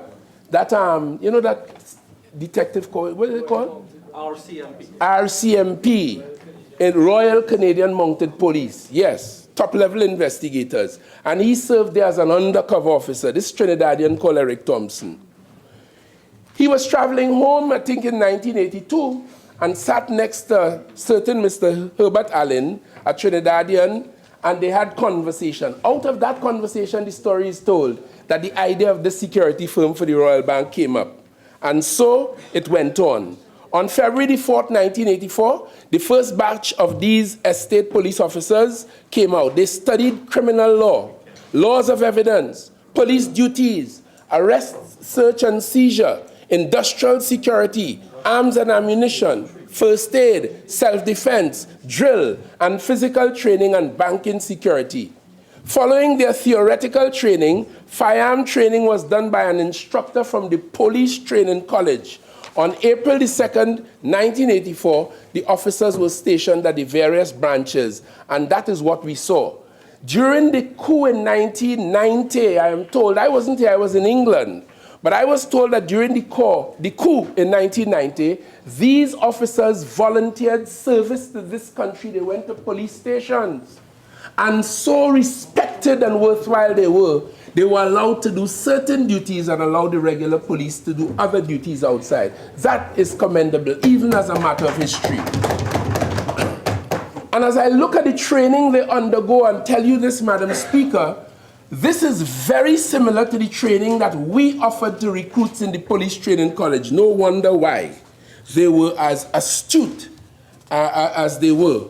And these officers of that outfit really acquitted themselves. And for years, no criminal fraternity tackled them in any of the banks until one event many years later, which was the only blemish, I think, and one of them lost his life. There was some breakdown. Perhaps inside information, I am told. Perhaps, I don't know.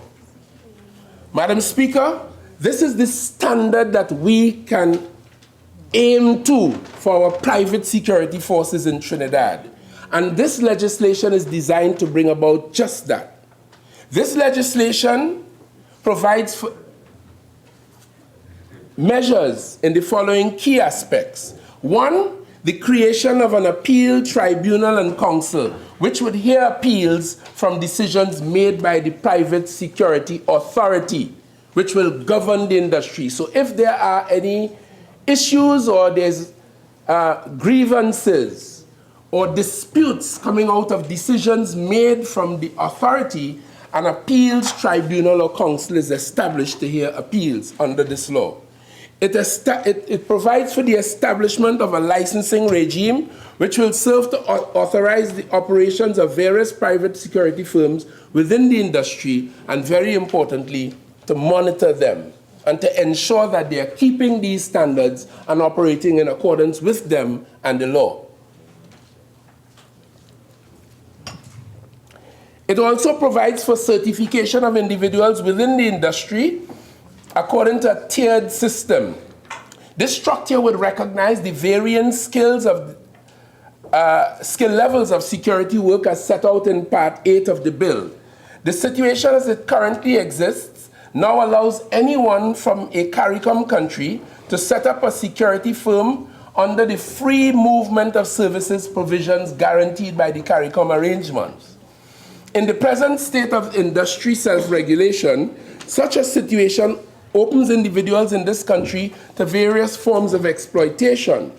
And with professional certification, it would become easier to track the movement and guarantee the status and compatibility of those standards in other parts of CARICOM to our standards for security personnel and across the region.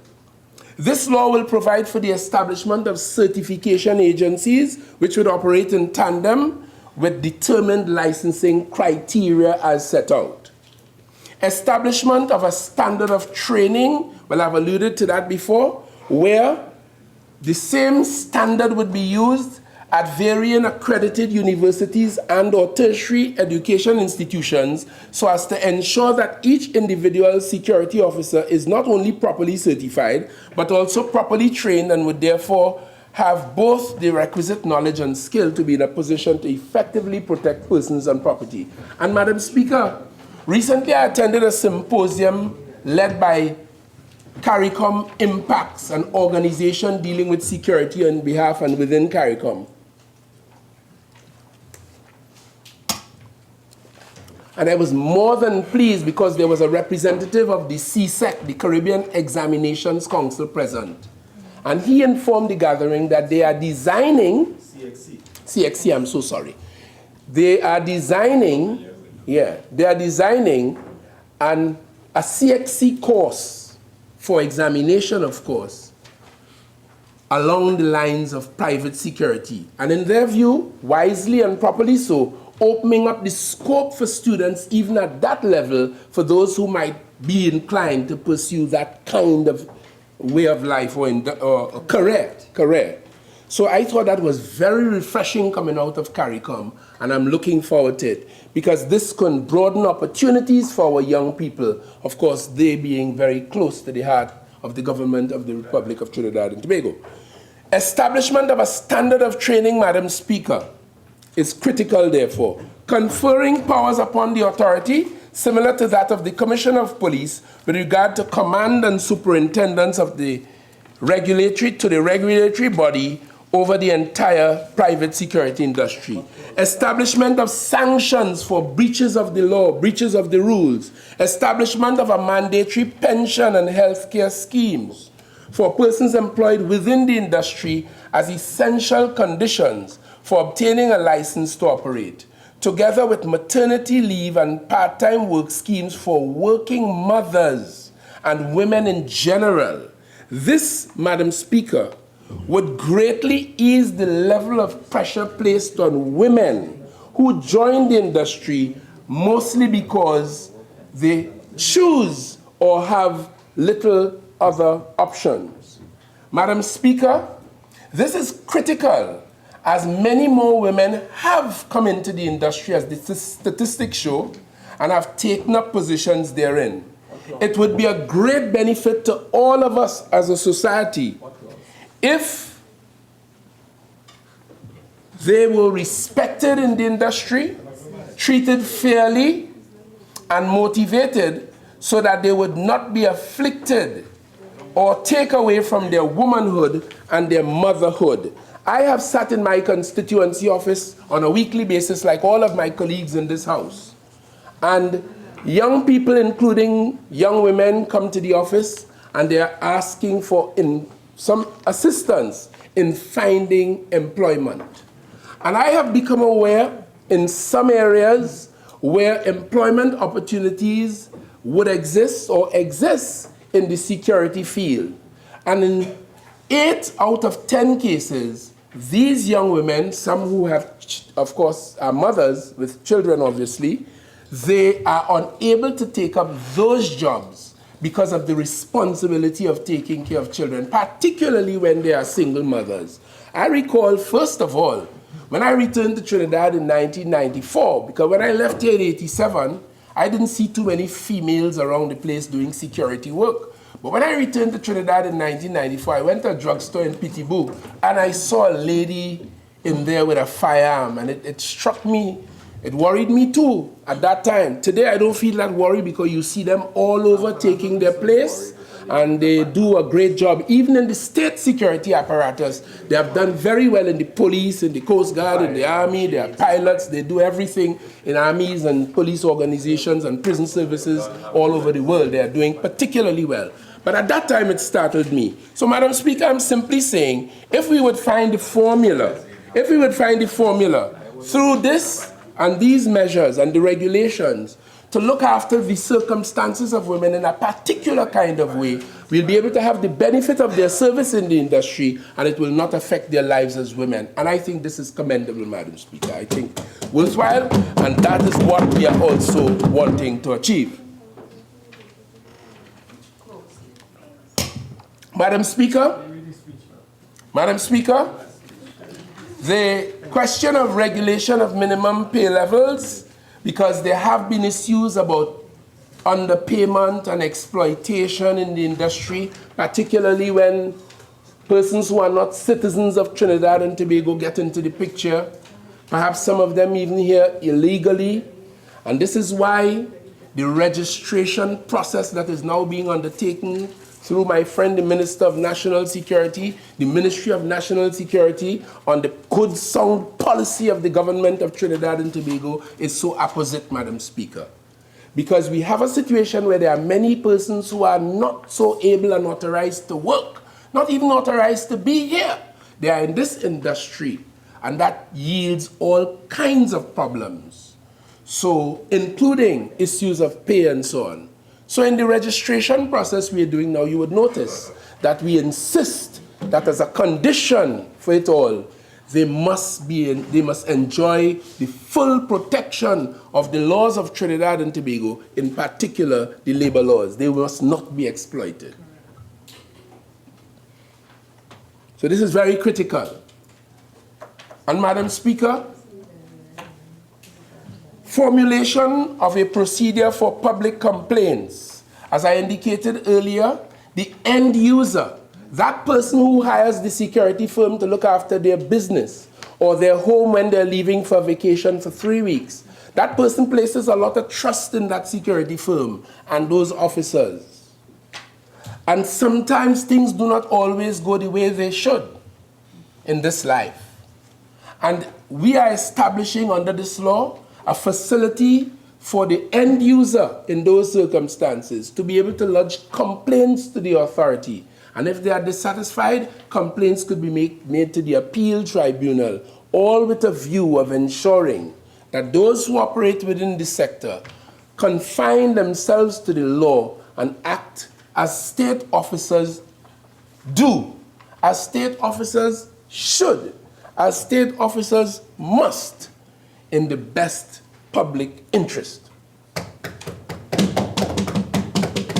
This bill provides for penalties where there are breaches of the law on security operators, on individuals categorized and classified as they are within the purview of this bill. And it creates a grace period for existing firms, because the question must and will be asked, when you establish this regime, what about those firms that are already in the atmosphere, already on the platform, already on deck? And this bill creates a grace period of 1 year so as to give existing firms an opportunity to come up to speed with the new and modern expectations, requirements, and dictates as established in this bill. It's common sense, it's good sense. And it provides for that. And of course, it also provides for regulations, because as we know as parliamentarians, and as the people in the society must understand, when you pass law, you have regulations that go with it, and we will prepare, this authority will have the responsibility to prepare regulations for the industry. We can't be sure what those would be at this stage, but they will be expected, they'll be empowered to provide regulations. And as the public must understand, regulations are like the grease or the oil that oils the wheels of the law to ensure that it works seamlessly and it don't be creaking and cranking and work like the UNC, but it works like the People's National Movement. Nice. I could not resist that. Any objection, Madam Speaker? No.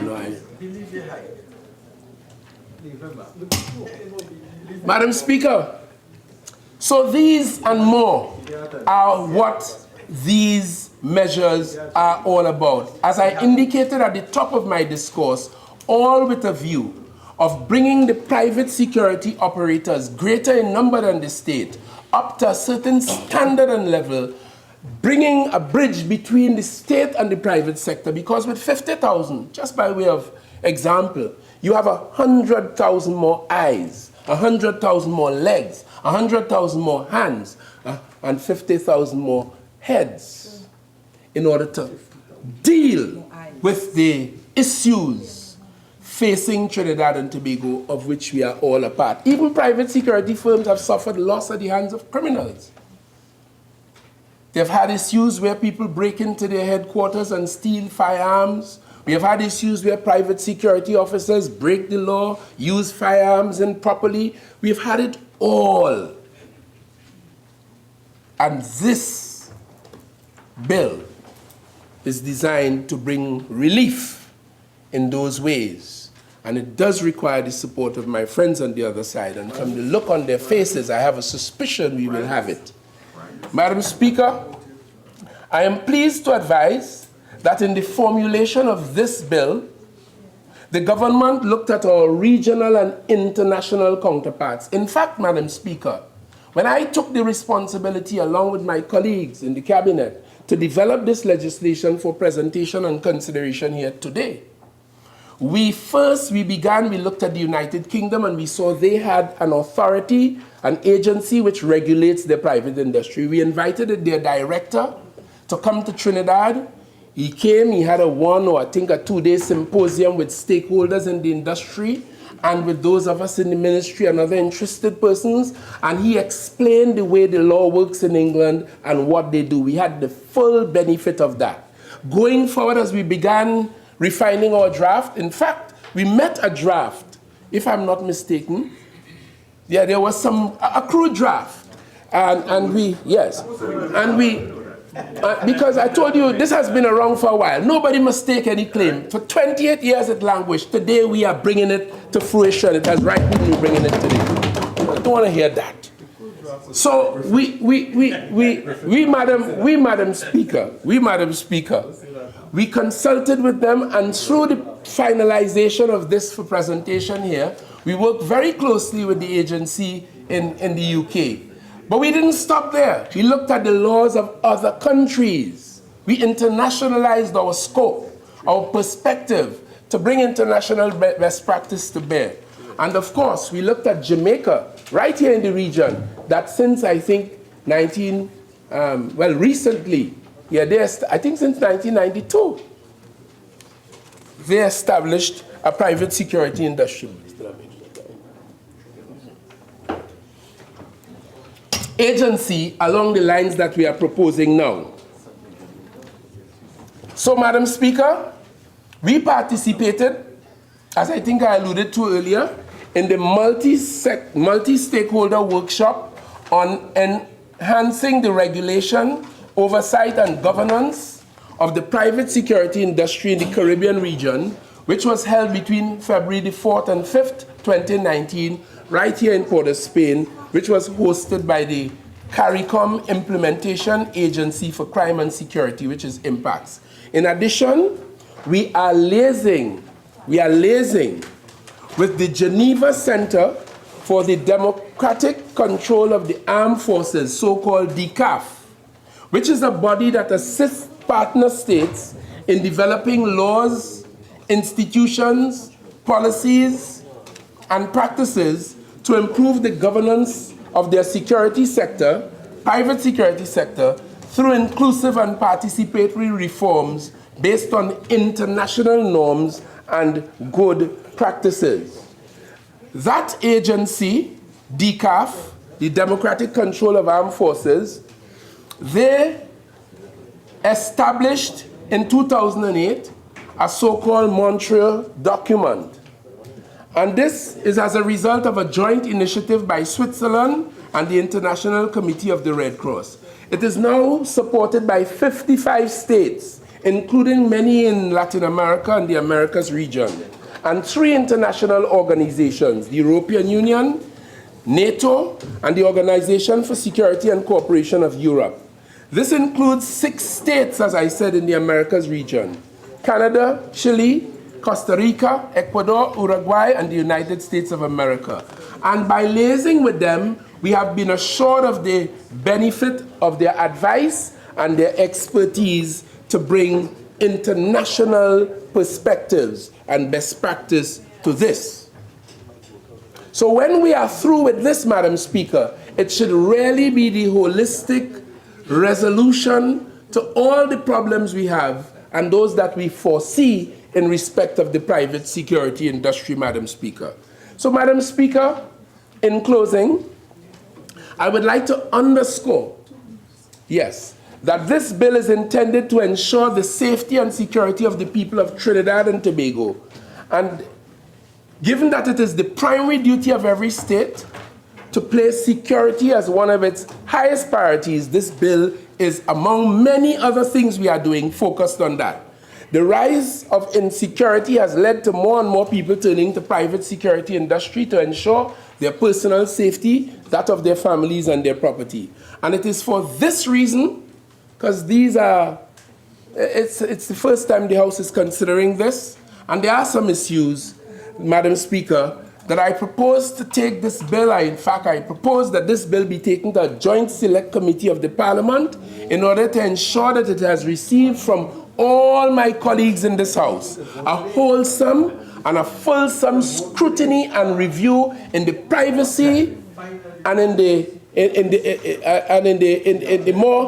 less combative environment of a joint select committee, Madam Speaker, for review in order that we proceed further with the parliamentary process of enactment of this law. Madam Speaker, with that said, I therefore beg to move. Honourable members, I shall now propose the question for debate. The question is that a bill entitled An Act to Establish a Private Security Service Authority and to Regulate the Private Security Industry and for other related matters be now read a second time. Member for Orpuch East. Thank you very much, Madam Speaker. Madam Speaker, before I begin, let me indicate that I was slightly taken aback by the last statement of the member for Laventille West, who in his last breath told us that it was the intention of the government to take the matter to the Joint Select Committee, and did so to preempt what would have been a heated debate. Some of us would have preferred to vote today, but if that is the desire of the government, it is understood, and it would be most helpful to deal with some of these matters at a Joint Select Committee. Madam Speaker, I was also taken aback. The member for Laventille West was chosen by the caucus and the government to pilot this bill before us today, since, according to the bill, in the definitional area, the minister with responsibility for this matter, as identified in the bill, is indeed the Minister of National Security. The member for Port of Spain North, St. Anne's West would be overly busy with matters all over Trinidad and Tobago and the world. But I am sure that the member for Toco Sandy Grande, who has served with great distinction in the Ministry of National Security, and the Minister of Foreign Affairs and CARICOM Affairs, I think, is also a very eloquent minister in the Ministry of National Security. They could have also piloted the bill. But Laventille West got, as we say in Trinidad, 10 days, and he did enjoy his stay at the crease piloting this bill. Madam Speaker, the Private Security Industry Bill, Legislation and Regulations is a matter that has been before us for many, many years. In fact, Madam Speaker, as we put the marker on time go by, I want to remind colleagues that it is a matter that engaged the Parliament early in the 1990s in the aftermath of the attempted coup in Trinidad and Tobago. It was a former Minister of National Security, I believe it was Russell Huggins, Minister of National Security, in an administration that included Degomartin Northeast. As a more peripheral member, but he was there. Russell Huggins' minister was the minister who took up this matter of the private security industry and indeed drafted legislation. Madam Speaker, former minister as well, Kenneth Collis, is and today we talk a lot of history, sadly because of the earlier statements, but Kenneth Collis was a minister of labor who also looked at a minimum wage order that dealt with the security industry.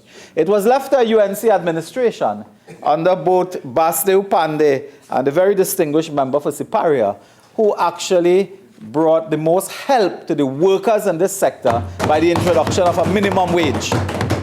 And the UNC, Madam Speaker, not once, not twice, but on 3 occasions, increased the minimum wage to help the sector, to help over 10,000 workers in this sector.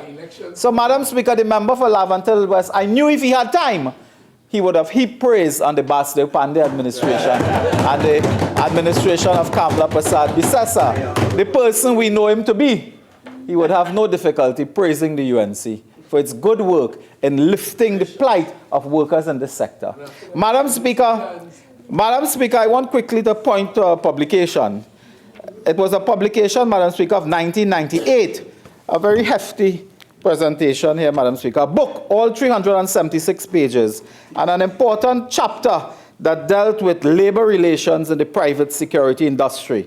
Madam Speaker, this was a book presented to the Parliament, it is in the Parliament Library, to the Library Parliament with compliments, Roodal Moonilal, as he then was, January 1999, Madam Speaker, 20 years ago, I indeed wrote about the private security industry.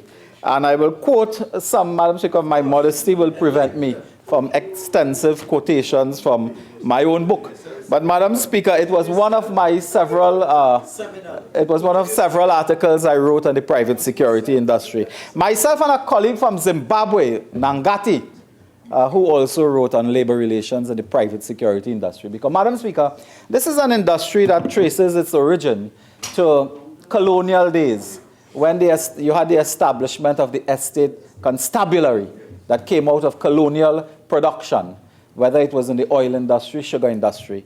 But manned garden actually predates the Middle Age, in case people don't know, that manned garden predated the Middle Ages. But in modern contemporary history, we trace the origin to our colonial experiences. We also trace the origin of the private security industry to the massive amount of industrial restructuring in the 80s, when given the recession, global recession and so on, many companies went into liquidation, extensive retrenchment, redeployment of staff and so on. And you had places, for example, like BWIA, like the port and other places that downsized.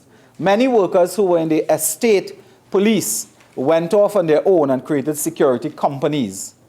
In industrial restructuring, Madam Speaker, a lot of the multinationals, and in Trinidad and Tobago, the conglomerates, so to speak, they also established security companies to protect their own businesses, their subsidiaries, and so on. And this thing grew and grew. But, Madam Speaker, by the early 90s and the mid-90s, we accepted that this was one of the growth pole in terms of employment generation. But as it generates employment, thousands of people work in the private security industry. It was also at the low wage, low skill level. So while it was employment, 10,000 people, more or less, it was low wage, it was low skill, and what we call the sweat labor sector of extensive exploitation. And not only of women, which we will come to, but it was exploitation of young people, of the illiterate, of the uneducated. It was an area where business persons and so on, for better or worse, I say it, Madam Speaker, but we have the evidence. In around 1995, the Ministry of Labor had invited security officers to write into the ministry and give examples of their conditions of work. And Madam Speaker, I had the benefit of the box of data because the Ministry of Labor at that time had supported my work in this area. And the Ministry of Labor made available that package of material. And Madam Speaker, we can quote in a little bit of the sector and the kind of problems that this sector had and continue to have in terms of exploitation. in terms of gender exploitation, in terms of wages, in terms of conditions of work. There was a famous article written by a colleague of mine, I believe somewhere in Asia, in which, in writing on the private security industry, he said even the dogs are better off. Because the dogs in the private security industry were getting liver and meat to eat. You know, when the shift changed and the dogs had to stay for the second shift, they got liver and all type of meats, and the security officer was getting bread and cheese. And the article was, even the dogs are better off. Madam Speaker, this is a sector that is defined by that type of problem. But it's also defined, Madam Speaker, by a lack of regulation, a lack of organization. And so it was always commendable for every government to try to regulate that sector. But I make the point, Madam Speaker, earlier o'clock, that regulation is not control. Right. And control is not regulation. Because one of the points being raised by several critics of the present bill, and there are critical comments of the bill, is that this seeks to control and not to regulate the sector. And we'll get examples of that in a few moments. So, Madam Speaker, the objective is laudable. It is an objective that started in the 90s with Russell Huggins, came into the UNC with the UNC ministers, came after with the Manning administrations and so on, and took up well by the People's Partnership. And the member for Laventille, in moving smoothly along, mentioned in passing that there was some work being done. Incidentally, Madam Speaker, the work was being done and led by the current Commissioner of Police and former Minister of National Security, the Honorable Gary Griffith. And in January 5th, 2015, Mr. Griffith, as Minister of National Security, engaged in consultations. A report on those consultations came to us in the Cabinet and so on, and we read, of course, the concerns of the stakeholders. So, Madam Speaker, it is an industry where everyone in Trinidad and Tobago is a stakeholder, because this bill encourages at some point people, ordinary persons, to give their views, writing complaints, because the security guard, a long-time watchman, he or she now interface with ordinary citizens. You could be the biggest person in Trinidad and Tobago. When you drive in, St. Joseph, when you drive in with that Mustang Sports and you go into a car park, it is a private security guard that you will confront, Madam Speaker. Laventille West, when you drive in with those, big vehicles and so on that you use, it is a private security guard you confront. So when you confront that guard, that officer, you are concerned with several issues: training, professionalization, terms and conditions of work, etc., etc. The minister also took an approach which we recognize, raising issues in piloting, but never root those issues in the bill. So my colleague from Naparima came quietly to me and whispered. He says, Rudy, what is he talking about? Because I'm not seeing the gender issue raised in the bill. I'm not seeing the pension. I'm not seeing those issues. And Madam Speaker, when I took my third reading of this bill last evening and early into this morning, I also did not see it. So I'm wondering whether the bill may have changed from the time the minister prepared his well-worded address, as opposed to what we are seeing today before us, Madam Speaker. Madam Speaker, this bill was laid in the House in and around May 6 this year. Today is June 7th, that is 1 month, more or less. And we must commend the government for laying the bill 1 month before and then debating 1 month after important legislation, unlike what they propose to do with other matters, Madam Speaker. And given 2 days for important matters to be considered. Madam Speaker, let's get to the bill. Madam Speaker, there are several issues that we'll raise, notwithstanding you're going to the Joint Select Committee and so on. Madam Speaker, there are fundamental concerns. While this bill is a welcome bill, every government work on it, there are issues that we must put on record early o'clock. There's another issue in this sector called vetting and fines. There is a traditional system called finding, and finding means you pay a fine. So companies will have lists of breaches of rules, of codes, and so on. And one of the greatest areas for exploitation is fining. Immediate short-term suspension.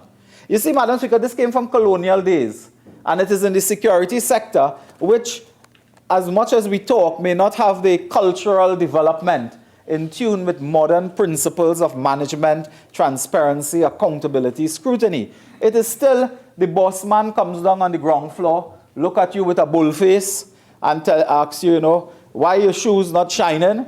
Get out and go home and come back tomorrow. It's still that type of culture.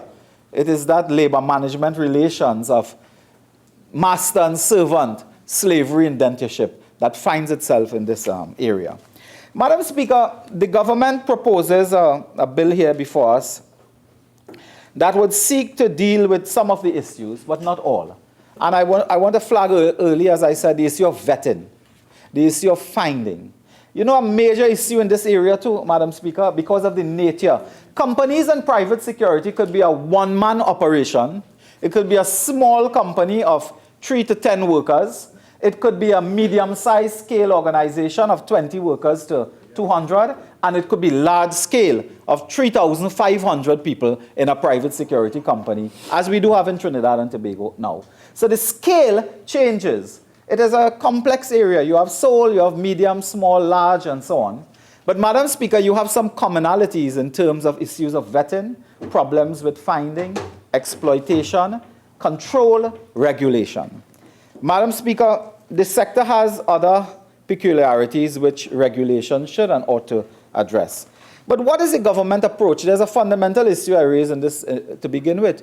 The approach is to create an authority. So you have the Environmental Management Authority, you have other authorities as well, corporations.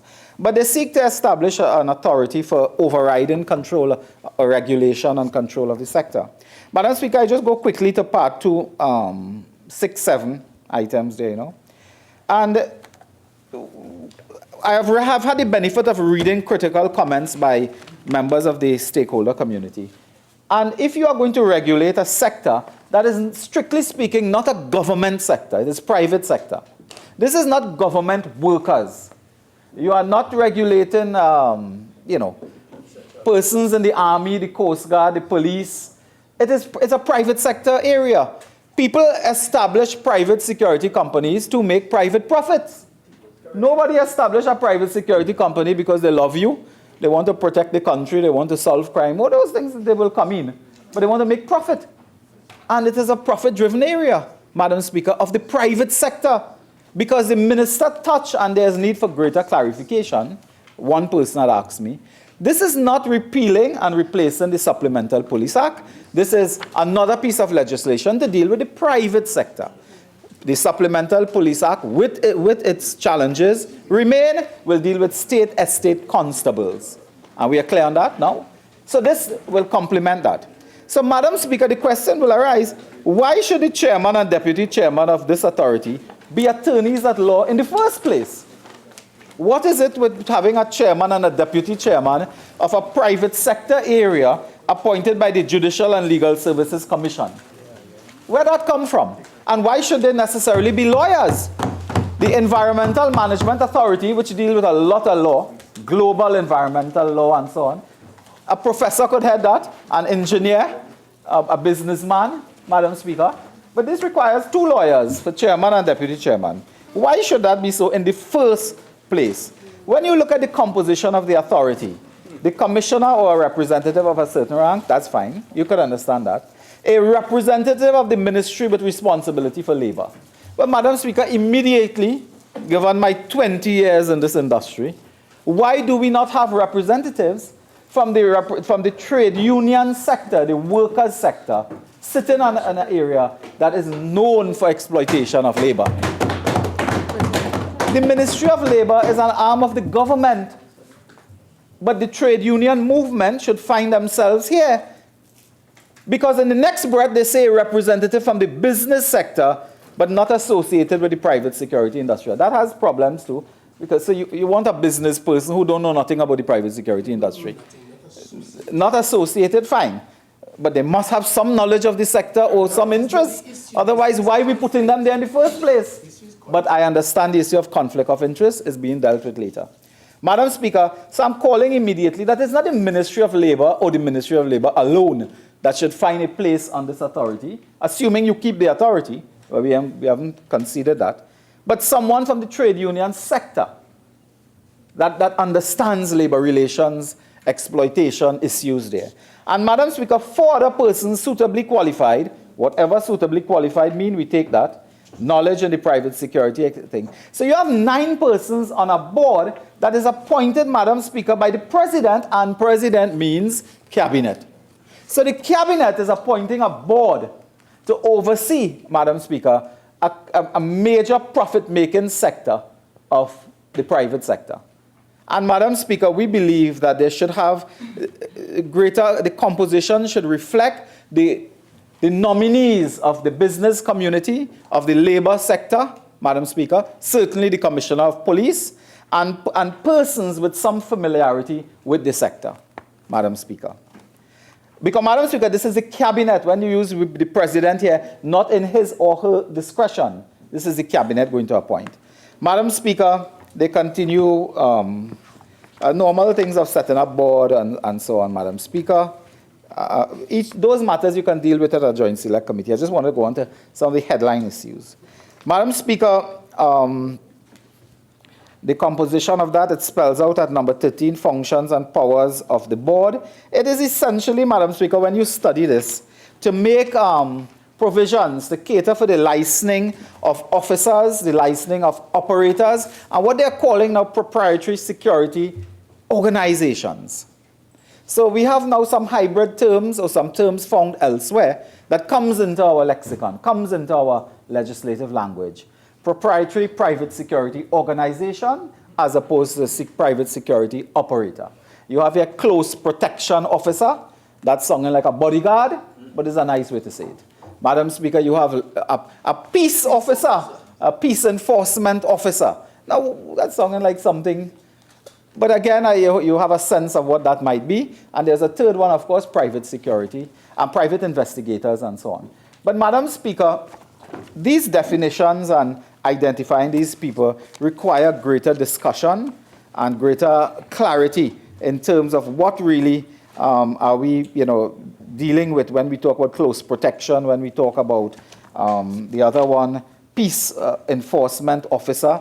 The peace enforcement officer, according to this, Madam Speaker, to prevent individuals from entering premise or to eject individuals, to guide and cordon off. I imagine there's a pull a rope or something somewhere and prevent people from coming in. Madam Speaker, it is to provide this regime for licensing and so on, and there are still several issues associated with that, which would have us, uncomfortable at first glance.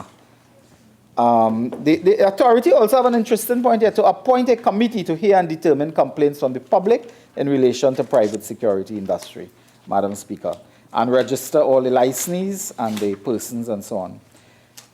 Now, Madam Speaker, while nobody can dispute that we need to put some framework in place to deal with security guards and so on, this bill, what is absent from this bill, and the Minister will clarify whenever, is that while we talk all of this about professionalizing the area and regularizing that sector, there's no reference in this bill to minimum qualifications to become a security officer.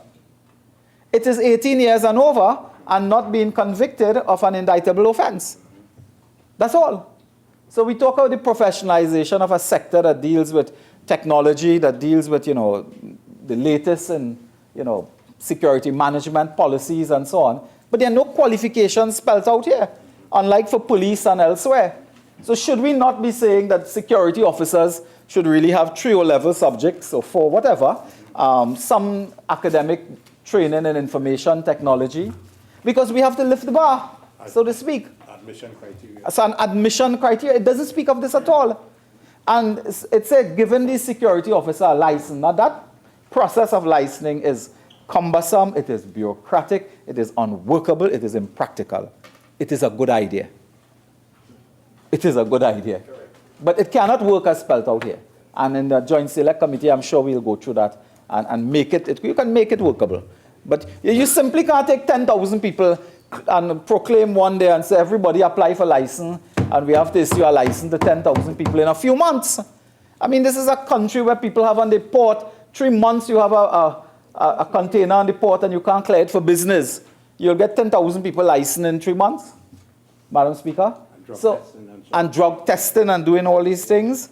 The authority keeping permanent records of persons, drug testing and so on. That has serious implications as well.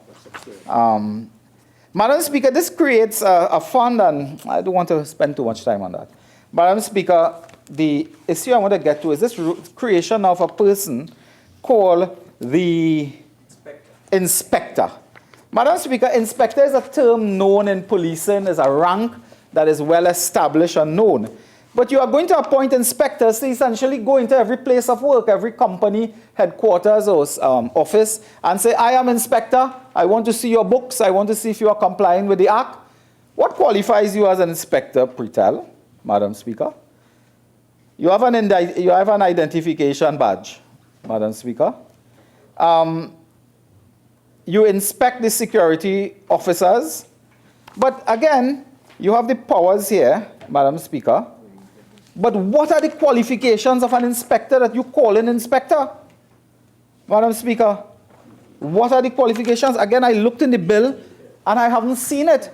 So you call somebody an inspector, Madam Speaker, and that inspector can conduct random inspections at the operations of a security company. Well, they don't use company here, they use security operator, for the purpose of monitoring compliance with the Act, the guidelines, the standards. Madam Speaker, you show your badge, you go on. You can require the production of a license. You can inspect any license, conduct examinations, make copies of documents. They have to surrender documents. You can examine articles, Madam Speaker. You go to the magistrate court if you find articles and so on, Madam Speaker. But Madam Speaker, as much as I search, I'm not seeing any qualification to this inspector. And surely, given this power that you are going to give, an inspector must have some type of experience, qualifications, either in the police or in the defense force or something like that. It cannot be that you take people who are 18 years and over and have not been convicted of an indictable offense and they're called an inspector. And regulations should be made, which should be stated in the legislation, Madam Speaker. Because this inspector go and he visit the place and then 3 days he has to submit a report to the authority and so on. So it's an inspectorate of some kind. But if you look at health inspectors, you look at inspectors associated with the EMA, even with the Integrity Commission and so on, Madam Speaker, they are qualified in some way. And this is a very serious matter because of the powers of these inspectors. Because they go onto the premises of a private company and ask for records, ask for drug tests, run the report on drug testing. Now, Madam Speaker, in this sector, I said before, it's a low-wage sector, low skill. Persons may have failed a drug test, not because they are on the illicit drugs that we think, but they could be on other drugs related to disease. That is true. And then the identity of those persons who may have a disease, comes out in a report that goes to an authority that is appointed by the cabinet, Madam Speaker. So these are serious matters to concern ourselves with, apart from the practical issue of whether it can work. Madam Speaker, because the inspector must recommend corrective action where you see any breach of the Act, Madam Speaker. And on that recommendation, Madam Speaker, this inspector has some power to submit a report of non-compliance, and the authority can proceed to suspend or revoke a license for the operator. Madam Speaker, this is a small society. We have many security companies. By now, I believe we have over 500 security companies. We may have 10,000 workers. When you appoint inspectors and so on, Madam Speaker, one has to be careful that they are not connected in any way, past or present, with an established security company or a network that undermines this process, Madam Speaker. Madam Speaker, there's a role, of course, for national security here in terms of the criteria for issuance of operators' license and so on. Now, this is a serious matter. The authority must grant license. Madam Speaker, they are granting a license to an operator to operate. And then every 3 years, I believe, you have to renew this license. But as if there's a process, how would a businessman invest millions of dollars in a security company?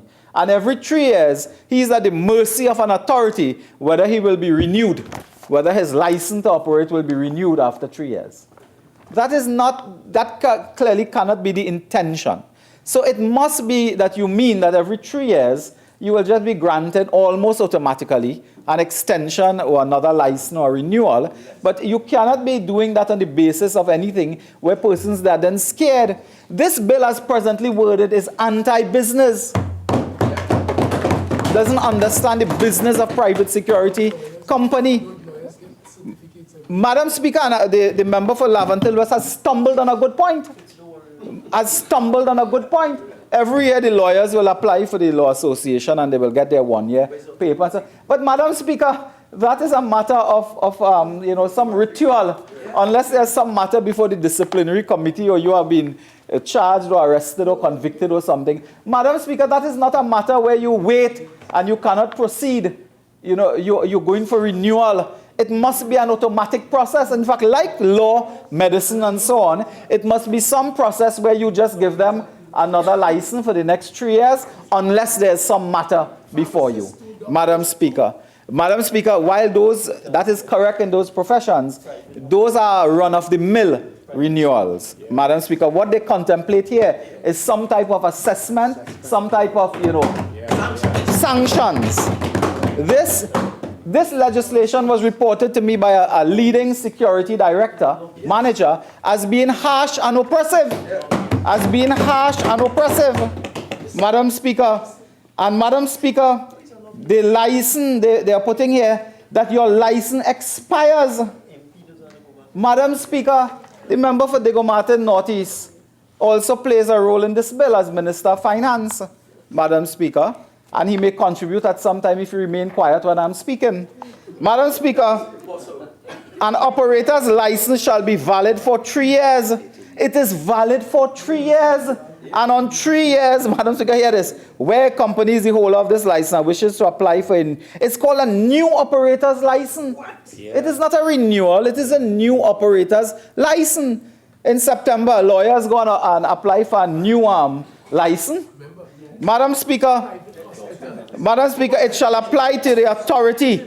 Hear this, You apply to the authority not less than 90 days and not more than 120 days before the 3-year expire. So 500 firms or more going to apply 90 days before or not 120 days before for a new operator's license. First, delete that. It is a run-of-the-mill renewal of a license. So it is not no new operator's license. And you have to do, Madam Speaker, an operator's license. This country had license stickers on cars. When we were growing up, there was a license sticker. And every year, Madam Speaker, you go and line up by the license division, and you get a sticker, P, T, H, and every year. Madam Speaker, I think it was the UNC administration that spelled that out. Honourable Member for Oropuchis, your original time is now expired. You're entitled to 15 more minutes. If you wish, please proceed. Thank you very much. Madam Speaker, in 1998, we threw away and abandoned and pelt out this 1-year license for a motor car because it was taking more money to issue license than it was in you collecting the fees from license. So you should immediately throw out this and issue an automatic renewal subject to any action that the authority may contemplate or any information. Madam Speaker, let me proceed. The duties and conditions there, that is fine. Madam Speaker, a security officer, there are 10, more or less, I keep saying more or less, 10,000 security officers. And Madam Speaker, this is an industry as well that is driven by season. This is a seasonal industry. When Carnival comes around, Christmas and so on, there's a greater demand for security services, more people will work. When that season is finished, some people go back and they cut grass or they do whatever they were doing before and they lay off and then they come back. So it's a seasonal sector. And you have to now tell the authority, everybody you hire. So suppose you hire somebody for 3 days because, like ministers here, they go to Tobago for the jazz festival. And you have a grand jazz festival. The entire cabinet is there from captain to cook, and they are in Tobago. So you need more security officers, Madam Speaker. Do you have to tell the authority that you hire 25 more men and women for the Tobago Jazz Festival? You have to report that? They say here, the security, Madam Speaker, the private security officers have to seek their own license unless a change in the bill. If someone is a private security officer from Rio Claro working with a company in San Fernando, Madam Speaker, the member for Lavantil is frothing at the mouth. Madam Speaker, it's not a pretty sight, but I'll ask him to calm down. Madam Speaker, a security officer living in Mayaro, working for a company in San Fernando, need to come to Port of Spain, presumably, to apply for a license. But the company should be applying for license for officers, not the officer. And the bill says the person, the security person, he must apply for his license. And if there's any change in particulars, now what particulars mean, we don't know. But if there's any change in particulars, Madam Speaker, he needs to inform the authority. So what is a particular? You get married, you get divorced, there's a change, I don't know in particular. Because when you die or resign or retire, the security company has to inform the authority. But one thing they forgot, in this sector, given the nature of the sector, Madam Speaker, there's something called abandonment of job. Somebody will work 3 nights by the property of a government minister, and the minister is arrogant and rude and hoggish, and they don't like the minister and so on, as we have heard, Madam Speaker. They will abandon that post. They will not show up again, Madam Speaker. They will not show up again because they believe that the minister is uncouth and arrogant, and they don't show up. So what? The security company need to inform the authority that somebody disappeared for 2 weeks because of the minister. Policeman, not what you say about that. Madam Speaker, so the particulars need to be clarified, and you need to put in other issues there as well. And Madam Speaker, the bill also presents some things about affidavit of compliance, affidavit of commitment, and that type of thing. I don't know where that is going, but it sounds good. It sounds good.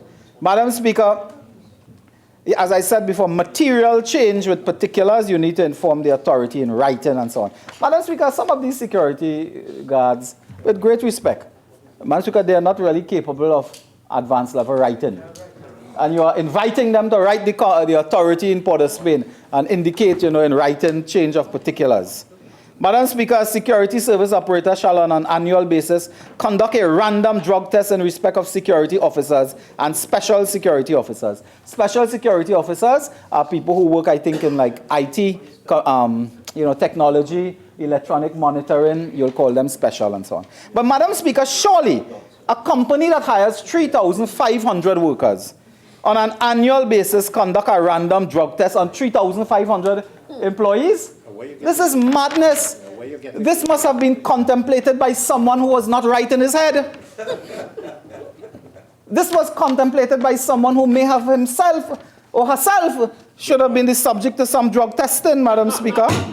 Madam Speaker, I want to put now the point here that what you should do is indicate that a percentage, whether it's 10%, 20% of the workforce every year should be randomly tested for drugs. And it ought not to be, of course, the same 10% every year. There's a way you can deal with that and create a solution to that problem, Madam Speaker. But you cannot tell a company with 3,000 workers, go and randomly test everybody every year and give you the results, Give you the result, Madam Speaker. No, you want to know who have HIV, AIDS, who suffer from this disease, that disease, so you can victimize them at the place of work. And workers have been known to be victimized, Madam Speaker, on that issue. There are a lot of things, Madam Speaker, in this bill that is simply not practical. It has to do with timelines for doing things and so on, Madam Speaker.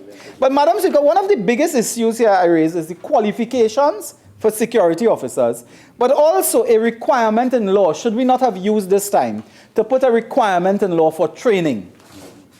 Put in the legislation some type of training that is required. With the police, it is clear. Well, the minister is signaling that it may be in the regulations. That will come for negative passage, and we prefer affirmative resolution, so it can come to Parliament and be debated. Madam Speaker, they come to terms and conditions of work and some, what you call, the employment-related benefits and so on. So you have to provide protective gear. Imagine the company have to provide protective gear, name tag, communication devices, of course, pens and pocket diaries. I wonder if the police, they're giving the police pens and pocket diaries. But the private security company has to give them that. But Madam Speaker, this is not the issue in this sector. You know it's the issue in this sector? When people work 2 shift and 3 shift, they don't even get a bread and cheese. They have to wake up at odd times on social hours, go out in the road, look for a taxi that could be carrying 2 criminals in the back seat, and go home for that. Madam Speaker, you should put here at this time certain requirements of the company to supply, Madam Speaker. And you see, they are trivializing it because the member for Laventille West is accustomed wolfing down shrimps, and guzzling champagne by Chord restaurant. Madam Speaker, Madam Speaker, as I continue, they provide for the, what is the standing order? 48-6. Madam Speaker, as a hard and strict vegetarian, that is insulting language, and I take objection to it. I don't eat no shrimp.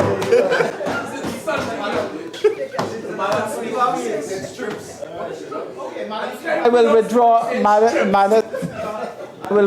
this statement. I'm so happy for the relief.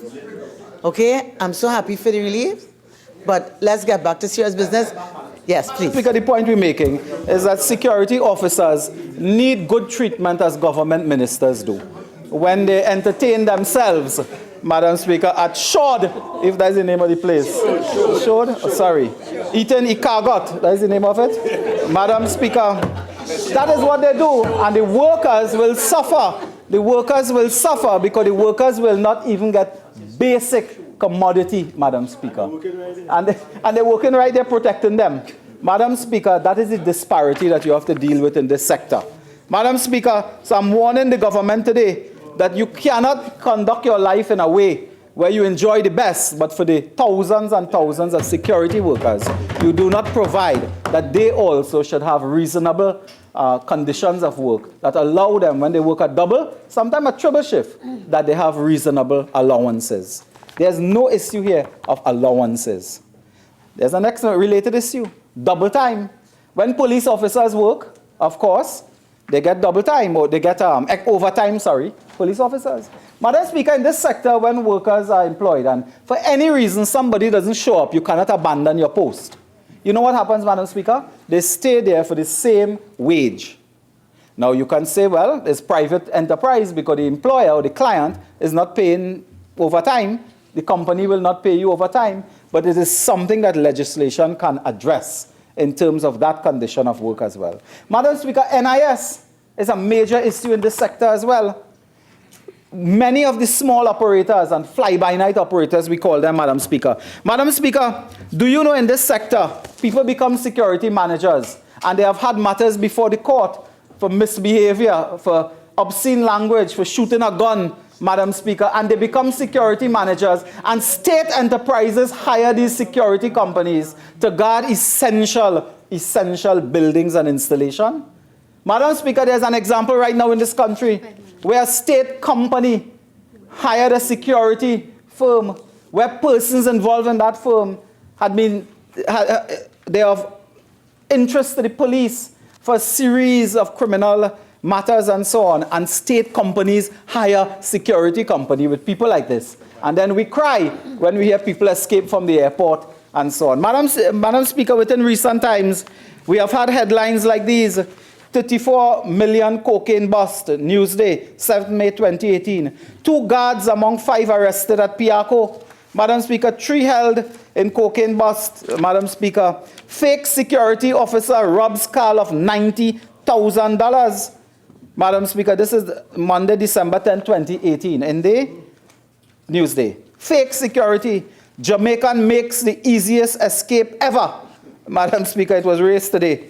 Madam Speaker, private airport security supervisor on cocaine charge. Carl rehires losing security firm. Madam Speaker, what I am suggesting to you is that the bill, Madam Speaker, did not speak to the issue of proper vetting of security managers themselves. Security managers themselves. And this must be dependent on intelligence from the Trinidad and Tobago Police Service or other areas of the Defense Force. Because if the police service, Madam Speaker, indicate to you that they have a concern with person A and B managing a security company, and because of their familiarity with a government minister or familiarity with a government official, let's say, they get the contract, Madam Speaker. And this is what we find happening in this sector. NIS is a major area of exploitation. People are working in this sector and their employers are not deducting the NIS, Madam Speaker, for the employees. And they're deducting it, Madam Speaker, and putting it in their pocket. Now, Madam Speaker, I want to make a blanket statement here on NIS. I believe the time has come to establish some new machinery between Ministry of Social Development and any other area of government that creates now a new machine to monitor the deduction and the payment into the National Insurance Board. Madam Speaker, I read in the papers today the Prime Minister indicating that Venezuelan workers will not pay NIS. But the Prime Minister cannot change the law. There's an act of Parliament dealing with payment of national insurance when you work. The Prime Minister stand up and change the law. And it cannot be done, Madam Speaker, and this is a key area that the bill should reflect. I hope you've now completed that point. Yes. All right, fine. So please continue. Madam Speaker, so Madam Speaker, the bill can deal with these matters of exploitation. The areas, key area in this sector, as I wind up, Madam Speaker, key area would be vetting, key area would be training, key area would be qualifications to become a security officer. Key area is to remove bureaucracy so that you don't create something that we abandoned in the 1990s. Key area as well for attention. The NIS matter, I've raised that already, Madam Speaker. Madam Speaker, private security companies are also doing something else, and we don't know. Private security companies are also now buying on the international market military equipment, spying equipment, and other types of equipment that goes into private sector operators. Madam Speaker, I have learned of a company in Trinidad and Tobago purchasing bulletproof vests, the most advanced bulletproof vests and so on, in the United States of America. And they raised a red flag about that because it is not the government purchasing that. When those things come in the country, security companies must also be monitored in terms of their assets, their equipment. So, but we would like to see these matters spelled out in the law as well, that you can do inventory and monitor the assets, equipments, and technology and capability of private security industries when they purchase, Madam Speaker, military equipment on the international market. Because as technology grows, increasingly we will have technology-driven military equipment for even private security. It's not just drones flying around your head and so on, Madam Speaker. There's sophisticated technology that if it gets in the wrong hands, Madam Speaker, persons and organizations out there that are up to no good can challenge the state and can be up to mischief, Madam Speaker, if this sector is not properly regulated. The other major concern I raise in closing is the excessive bureaucracy and the honest nature of the bill on the private security companies themselves. Member for speaking time. Member for Naparima. Thank you very much. Thank you very much. Madam Speaker, I must commend my colleague from Oropuchis for bringing to light some of the various things that are needed to ensure that this bill is excellent and is worthy of a parliament such as this. Madam Speaker, I'd like to commend what must be a laudable intent. Must be, one gets a sense that it is well-intentioned, it is needed. But the question we ask is, what we have before us in this bill, can it deal with the plethora of problems that bedevil an industry and a sector? And I am getting, Madam Speaker, I'm getting, maybe it's in my old age, I'm getting this sense that we are changing this idea, growing the government, because without being cajoled, they agreed that it should go to the Joint Select Committee, something that we support. And I couldn't believe my ears when I heard Laventil West extolling the virtues of the Joint Select Committee. It shows that he's capable of learning, he's capable of changing. There is hope. Madam Speaker, we are looking at an industry which, according to reports, there are 500 private security unregulated firms employing as many as 50,000 persons. So we are talking about a sector that it is significant and it is impactful on our economy and on our battle against crime. The facts indicate, and I'm drawing from Newsday of the 14th of the 9th, 2017, only about 20 to 25 of these firms operate at an acceptable level of institutional capacity and with functional guidelines. So clearly, we have a problem. Because of the limited pool of men, the majority of the employees are women. The industry is over 90% not unionized, and therefore we have a range of industrial relation practices, some of which are antediluvian and some of which are worthy of changes. And in this bill, I would have hoped that I would have seen some attempt made to deal with the unionization of workers, or some representation that would give them power vis-a-vis the operators or the firms. There's no standardized training. It exists in the industry, depends on the firm. There's no recognized performance standards. Most of the firms are owed millions of dollars by the state and are therefore unable to pay good wages, supply proper support for staff, nor engage in long-term training. Madam Speaker, the MTS, they made a presentation at the Public Accounts and Enterprises Committee. And one of the challenges that security firm spoke about was the fact that they had millions of dollars in receivables, and that was affecting their capacity to survive. In Newsday, Friday, 31st May 2019, the Estate Police Association president, Derek Richardson, he said that the union, that executives of the union claim that the government owed MTS in excess of $275 million.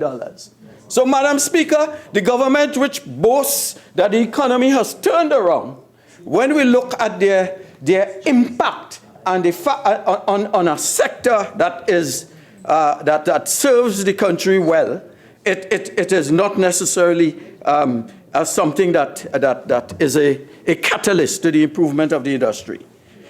Madam Speaker, the industry is characterized by security guards who come from the most disadvantaged sector of our community. And therefore, there's high turnover. And any planning or any bill that deals with that sector has to understand that even if you were to introduce a training component, that as you train someone, they leave and they migrate elsewhere in search of opportunities. Madam Speaker, many female employees are single mothers, and I'm saying all this to talk about the plethora of challenges and what this bill ought to address, even if peripherally. Many of the female employees are single mothers, working very long hours with no facilities like properly run or economically affordable daycare centers to fill the gap for these employees. Now, if one looks at the bill, the Private Security Industry Bill 2019, only 2 sections and 1 schedule deals with the necessities and the rights of the workers. When we look at part 2 of the bill, they talk about the Private Security Authority, and they go on to talk about the establishment of the authority and the functions of the authority. Part 3 deals with the finance of the authority. Part 4 deals with the staffing of the authority. Part 5, inspectors who are working with the authority. Part 6, security service operators. Part 7, proprietary security organizations.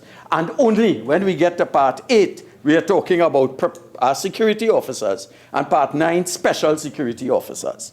Madam Speaker, so the thrust of this legislation is, as my colleague spoke, about control and creating a mechanism that dictates and perhaps extends the powers of the executive over a private sector industry that survives if we study management. The private sector operates with risk and operates in a sector that does not survive exponentially and optimally in a question of great regulation. Madam Speaker, looking at the security officers, Part 5 places the burden of registration entirely on the security officer and not on the proprietary firm. Madam Speaker, the characteristics of this bill. It is skewed towards the establishment of the Private Security Authority, I said it before, the Security Service Operators, Proprietary Service Organization, and Private Security Service, and it has established a review council. It is not concerned primarily the 50,000 workers, mainly female, in the industry.